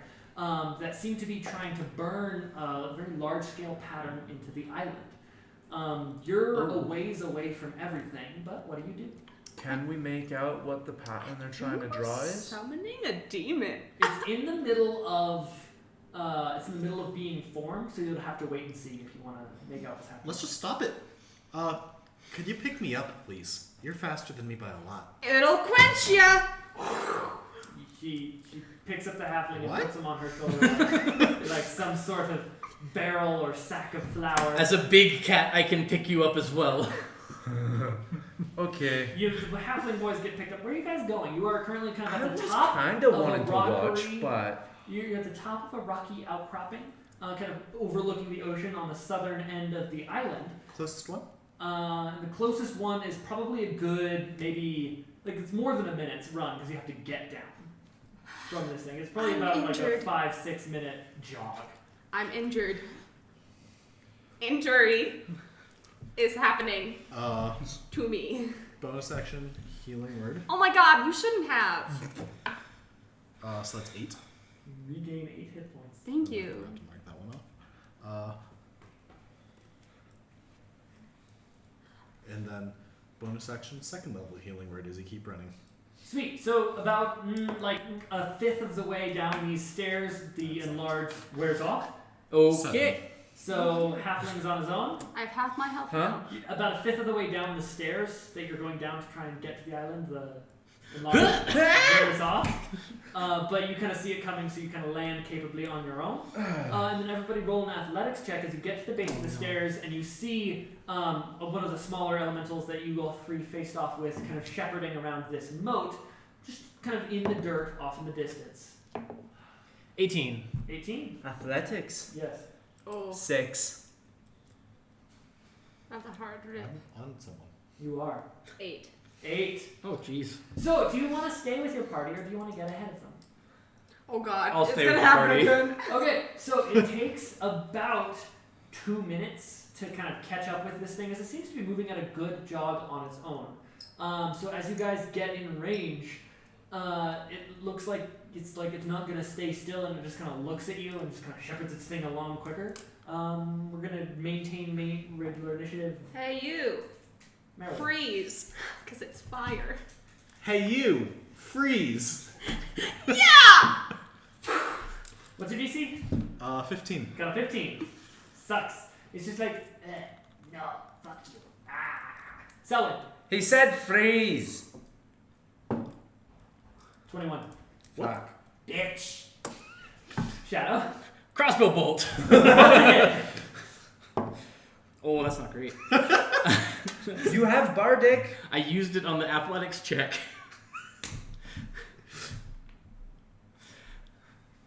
Let's get hit. No. What is it? It's 10. It doesn't hit. This is great. So basically, there's no sticks and stones, motherfuckers. Hammer! So you drop you drop Marilyn. Yeah. Okay. That's fine. Hammer! As you run up to him, roll to hit. Thank you. Curthud. Welcome back to Oh, Can't that's Hit for gonna Shit give Simulator. me a 20. 20 hits. Please roll damage. Wow, that would have been a start if all of us just missed. Would have been okay. That's gonna be a number. I should help. Lumbar. 10. Sweet. As you give him a good smack, basically you flatten him, and then cartoonishly, when you raise your hammer, he unflattens. Kind of like a spring, and he's just like, well, that's very dramatic. And he plants his feet, and he looks at you, and he's just like, let's go, bitch. And it's his turn. And he's haven't gonna roll to worked hit. If I had to fight a fire. But you see, we only understand it as fire's crackling. No, he's talking. Oh, okay. Oh, these are sentient? Yeah, he's Oh, good. these guys are just assholes. Okay. Yeah. Good. Okay. And he Hit He me. spent the time to successfully learn. fails to hit you. You failed I to hit believe me. this is And primordial. Merwin, you're up. Freeze, bitch! Stop it. I feel like we need Give to it up, play it motherfucker. with Got the 22. Jeez. Selwyn, Bonus action bardic candle. you have a bardic. Really? Please get rid of him. Freeze him. I'm so tired of this. Mm-hmm. Can you not, please? I'll consider it. I got an 11. I'll consider it. What's the bardic? Is it a D? 4. Six. Yeah, that's what I thought. Not convincing. Bardic. Thanks. Shadow, it's your turn. All right, now that I remember I have sneak attack, I'm gonna run up next to Candle and stabby stab. You roll to save. Stab me. Ooh, that's a 25 to hit. That'll hit. Will it? That's good. 2d6 sneak attack. Yup. And then, so that's gonna be math. 9, 10, 11, 15. 15. Excellent. Skewer. He's looking pretty rough. Good. Kendall, it's your turn. You're right. It is 20 to hit, That'll hit. and then I also make a because I forgot on my last turn. Yes. I make an unarmored attack. Please make a con save when you touch it. I will. The attack is going to be a 18. Hits. My con save is going to be a number, a 5. You successfully fail the save, but you're resistant, so you only take 1 damage. I rolled a 2 on the d10. So I'm gonna roll damage to smack. Smack damage. Schmeck. Schmiggity schmaggity. Oh, pretty Break it. not bad. Break it. 16. Sweet. You successfully just as you squash him, he kind of like looks at you as he's fading, and he's just like, "Gotcha!" And you see behind him, about 120 feet, is that moat that's burning the path. Have in you the ground considered still. changing your profession to fighting for the goddess? I'm changing my profession to dead. And then he puffs away. And you have a new friend. We should stop that. Yes, currently it's about 120 feet away, and it seems to be moving at about 45 feet per round. Also, technically, none of you know Cothram is the god of death. Also, technically, Fuck you're you. a shadow. I am. I start running. Yeah, dash action. So, We can slowly catch up to it. yes, currently, what was it, like 190 feet away? 120 feet, you said Yeah. it moves 45? feet per round. So, now it's a fun, spicy little chase. So for this reason, you only have a limited number of dash actions, so have fun with that. No. So Merwin, what are you doing? Your turn? Like limited number. How many, you have as many dash actions as is your con mod. After that, it's a check to be able to do it. So 1. So 1. Sweet, so do your dash. Yes. Sweet, you move plus movement speed, you have a bonus action. 50. Bonus action. I want to try and shoot it with my bow. Okay, roll to hit with disadvantage. As it's juking about and flickery and tiny. What a bitch. Yes. 10 to hit. Misses narrowly. Arrow embeds in the ground next to it. It's, Narrowly. yes, narrowly. Someone. Dash. Okay. 50 You feet. have you used Bardic? No. Have you used Or Bardic? no, yes, I have. You have? I I think. have not used Okay. mine yet. Well, I can't. Anything else? Bardic. Huh? Yeah, are you giving me Bardic or? Yeah, I'm gonna dash in Bardic. Okay. Shadow. I'm gonna dash and feline agility. So I believe that gives me. Well, because okay, so Well, you're also a rogue. You can cunning action dash. That's also true. Yes. So what's your con mod? My con mod is 2. Sweet. So you're using both of your dashes on this round. Okay. How far do you get? Well, okay, so a dash doubles my movement. No, a dash is you move your movement again. Yeah, okay, so that's 90. okay, so that's 90, and then feline agility doubles my movement. Okay, so you can catch up to it by the end of your turn. I'm gonna do that. You're kind of level with it through its movement over the next round, is what it is. So you'll start your next turn in melee with it. Okay. I just like to think that like these two like start like hobbling off, and I like drop down to all fours and just like launch. As you run by, get him. You have you have steps of the wind. Yeah, it's a key point points? thing. Well, does she though? Class features, level 1 month. Oh right, no, you don't. I don't. I So don't. you have 2 dashes in you. I do have 2 dashes. So on your first dash, how far dash. do you get? A 60 feet. 60? 60. 60. So you're at 60. So you pass the boys, and you're about halfway to the moat as it's scurrying along. And it turns into a little bit less than halfway as it takes its 45 movement over the course of the next round as you see Shadow narrowly keep pace with it. Is there anything you can do with the bonus action? No. Can I take an observation? So where is it heading towards right now? It seems it's like almost tracing the perimeter of a path. It has some roll perception. It seems like it's going somewhere, certainly. I mean, we all are in some way. 13. Sweet. Yeah, it seems like it's more carving out a path than going anywhere particular. Oh. Because Can I see what there's it's a carving? burn trail in the earth. Is this like a crop circle? It's hard to tell when you're in it. It's burning a path in here. Okay. Yeah. It's turn. It's going narrow. I'm not gonna catch up to it, so No, I'm gonna you're go not. to its trail, and I'm gonna start breaking it. As you kind of kick it, please roll a con save. As you kind of try and kick dirt over this thing and kind of get into close contact with it. Con save is a 20. Sweet, you save for half. As you interact with it, you take 4 fire damage. Okay. As it kind of bursts at you. You seem to have gotten some dirt into it, but not as much as should have been if not for some sort of magical force being present. But there is some. There is some. Okay. And that's your action. Bonus action. Do you have Bardic? No. You can do it. Bardic. But what do I want to do? Help? I don't think that's working too well. I'm more curious on what they're actually drawing. So you are. I am. What do you do? Closest place with a higher advantage. Back the way we came? Yep. Okay. Help?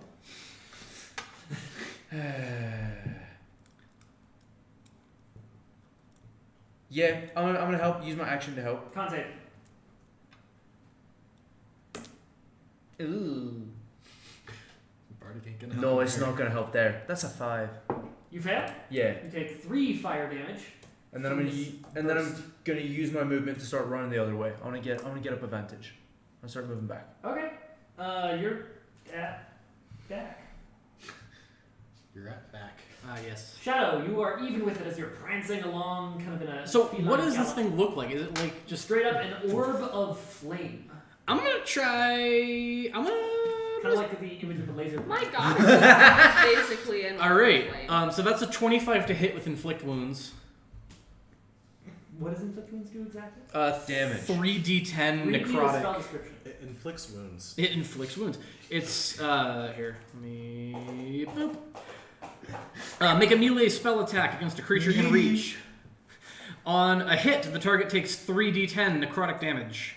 So I'm gonna say roll a spell casting check because this is not a creature. Oh, okay. Yeah, this is more a just magical, like laser pointer, for lack of a better term. Fair. Hold on, I don't know what to do then. That's gonna be a 12. cat. 12. Bardic. You're a So I'm gonna say roll Cat with half a laser damage. pointer. Is Okay. what you do. Because your magic, as you send it into this thing, it seems like this is a very concentrated little magical pocket, and your magic is disrupting it, but not as effectively as you'd expect, considering the nature of the it. Okay, so that was 22 damage, so halved is 11. Sweet. It flickers. strongly. Like this thing didn't like that influence of magic. Okay. And it's barely holding on, but still it persists. Now, if you want to keep pace with it and still be in melee with the next round, you're going to need to make an athletics check. I will try. Okay. Oh, that's a 17. Okay, so at the start of your next turn, you are going to be a solid 45 feet. Or wait, actually, what's your move speed? 30. Sweet, yeah. So you are able to keep pace with it with Okay. that athletics checks now that you've covered that initial distance. Okay. Good stuff. So that's Shadow's turn. Now it's Candace's turn. I go run, run, run. You Run, boy, run. make it, and now you are only 30 feet at the end of your action. You are 35 feet behind the it. Okay. As you're catching up to it. Anything you can do with your bonus action? Can I? Okay, so it's making a mark on the ground, it's right? carving some sort of apparently empowered magical sigil. I'm going to in the use ground. my hammer Yeah? to basically try to hit the mark and like diffuse it. Try, go your best. Please roll a constitution saving throw, as when you smack your hammer down on the ground, there's this burst of light and flame. Yeah, I kind of figured Yeah. everything is flamey. So flamey. So, Flamey you want me to hot. make a con save? Con save, that's it. Ooh, that is a crit. Excellent. You successfully save pre-double halved for your convenience. That's 4 fire damage that you take. And there's a noticeable kind of big scuff in this trip. It looks like you actually might be having some success if you're persistent here.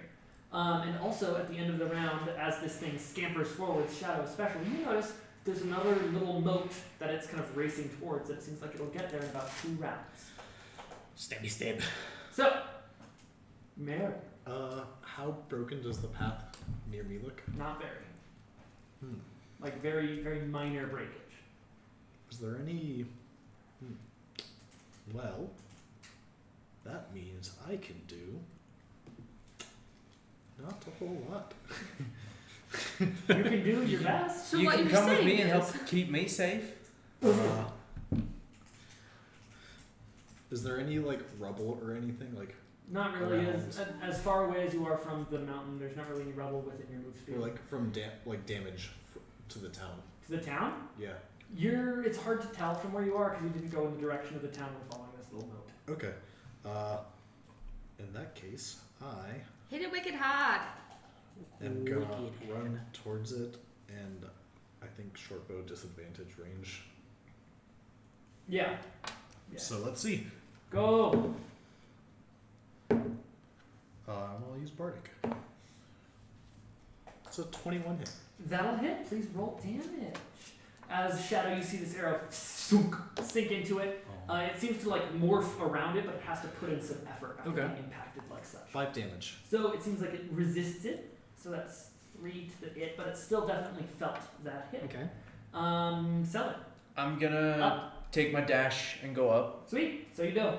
You're a bit up the stairs, looking out, and you can kind of see some of the paths, Yeah. but not much yet. Okay. But you do see that oncoming moat that's kind of rushing towards it. That's going to be there soon. What is the lay? What is the lay? Is it like foresty It's, grasslands? it's like think rocks and very rocky with Okay. the occasional tropical like plants and some smaller trees and bushes and shrubbery and vines, Okay. interspersed with just bare rock everywhere and some dirt. Cool. Yeah. Shadow.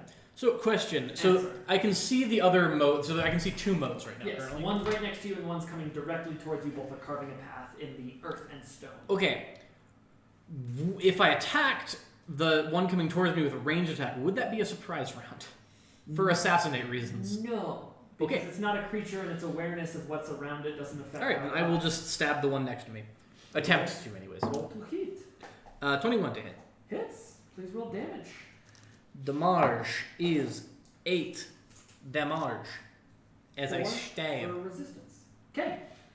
It seems to be similarly to the arrow, kind of discombobulated, but it's Okay. not quite dismissed. Okay. And it seems like at the end of the next round is when it will meet its sparky friend. Candle, you have a hammer and a path and the will to use it. And I'm going to use it. Please roll a Constitution saving throw. Yeah, I'm gonna keep trying to break up this little path, basically. Boom. It's a con save. As she kind of winds up with her hammer, kind of like at a carnival ride, she Whack-a-mole! Ding! It's whack-a-flame. winds up to smack the ground. in a Con very save? impressive manner. Yes. 21. You successfully pass.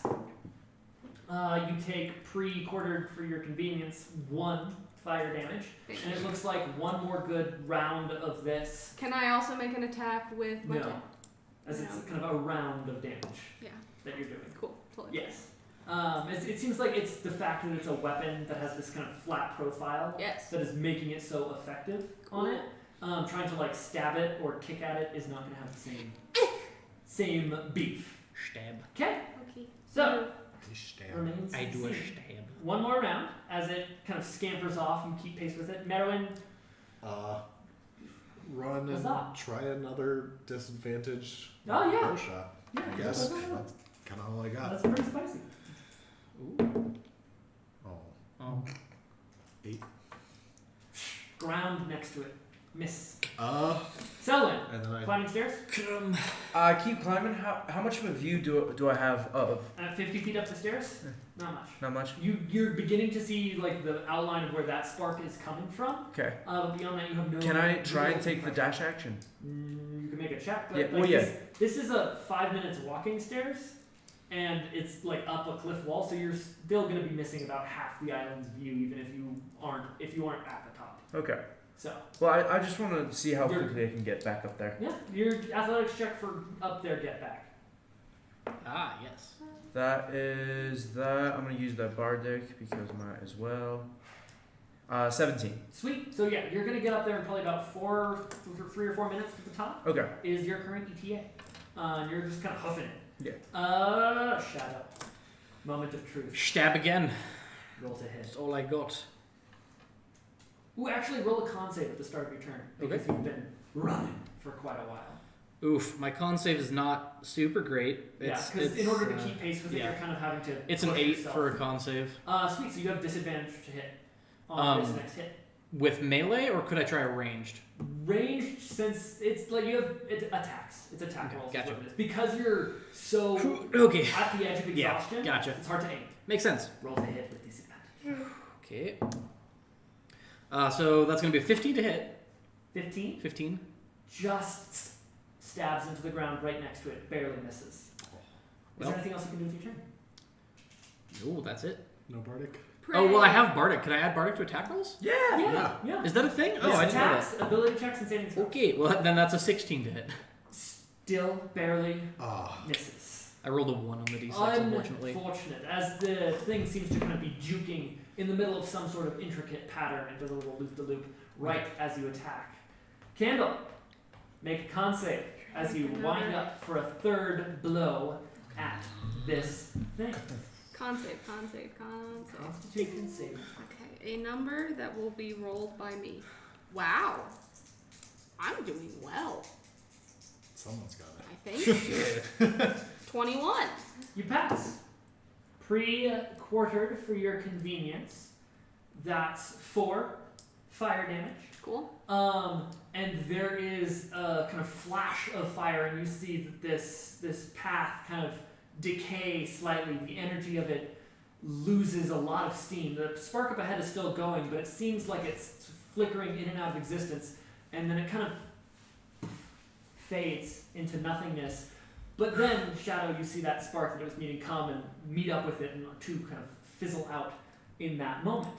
And there's this hum all across the island as it seems like this glyph was just completed? Question mark? As this glow of red and then almost kind of shifts darker into purple emerges from these lines, but then it starts flickering right where it joined and right where that happened, and it kind of fades again. As it seems like whatever effect this was intended to accomplish did not fully go through. But only just. That thing had 2 health left. Oh. Oh. Resisted physical damage. Yeah. And 17 on so one dice.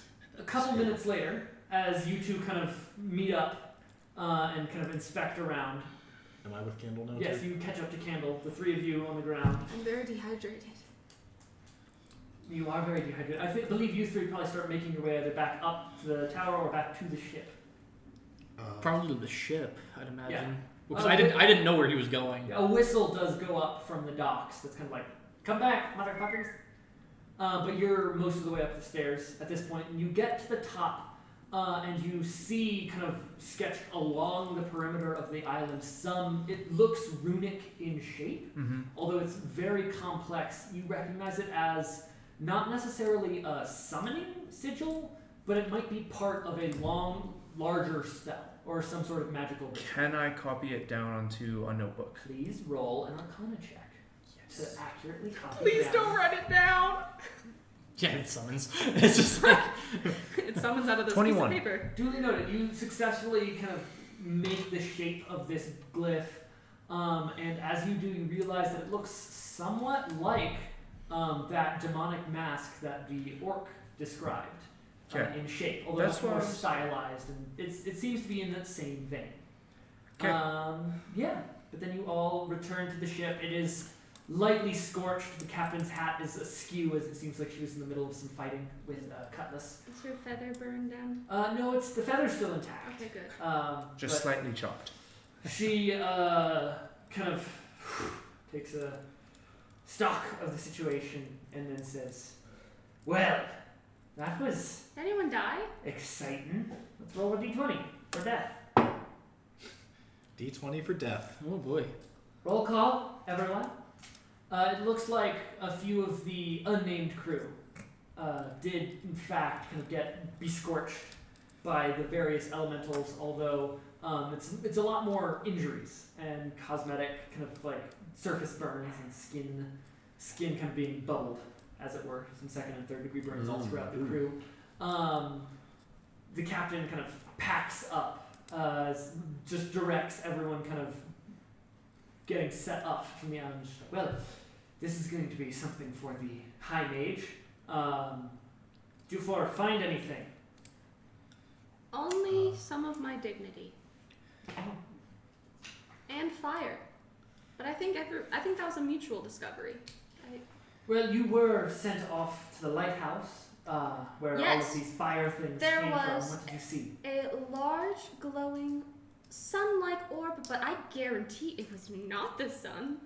I don't think it was. It was not very friendly. I'd hope it wouldn't be the Very- sun. The sun's very hot. Upset. She is, thank you. And so, yes, there was this weird glowing orb, and all the fire seemed to be directing towards it, but then I hit it really hard, and it dissipated and started to carve these little glowing rune symbols. Yes, So then I hit the ground really hard, and I disrupted it, and yeah. Well, it does seem that whatever was supposed to happen probably was blocked, so could have been worse. But I'm sure we'll need to give a full account to the mage when we report back to the flagship. I can give the response. I'll also tell him, check in on him, how he's doing. I think we're gonna have you, and as well as the rest of your group, give a little bit of a report. Okay. Any questions? Anything else that I should know? Have you seen anything like this before? Nothing quite like this. Seen some strange things on the high seas, but this seems wee bit organized for my tastes. Were any of the townsfolk able to be saved? There was no one there. That's unusual. Yes, it did seem a bit strange. We have an empty town, a good 150 folks missing, no corpses of any sort, and a strange magical trap, I think, left to lay in wait. So we're going to go to the flagship. She starts addressing the crew broadly. We're going to go back to the flagship and let the fucking eggheads dissect what's going on here. But let's call it a victory that we didn't make the island explode, eh, boys? Huzzah! Yep. There's a kind of tired huzzah as the ship sets off back towards the fleet. And I believe that's where we're going to be Decidedly, like, head in the journal right now. I duly noted. head over to Helena and just by pure timing, I toss over 9 silver. She catches the kind of little coin bag and she's just like,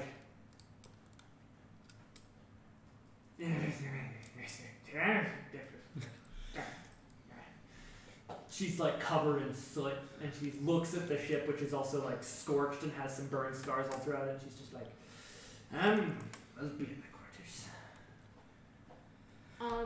I'm She gonna nods and walks off. go over to Preston. Does Preston have any burns? Yes, he is very burned up, but he's just like, no, this isn't nearly as bad as the time I got caught in a rigging in the middle of a hurricane. Oh, those rope burns. Whew.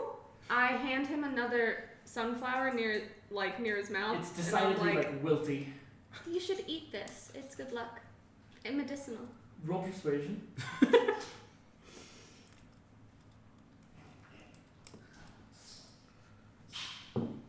9.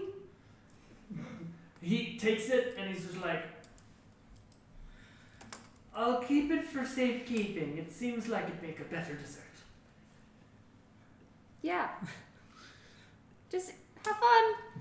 Can I just roll a medicine check to see if there's Roll. anything to that?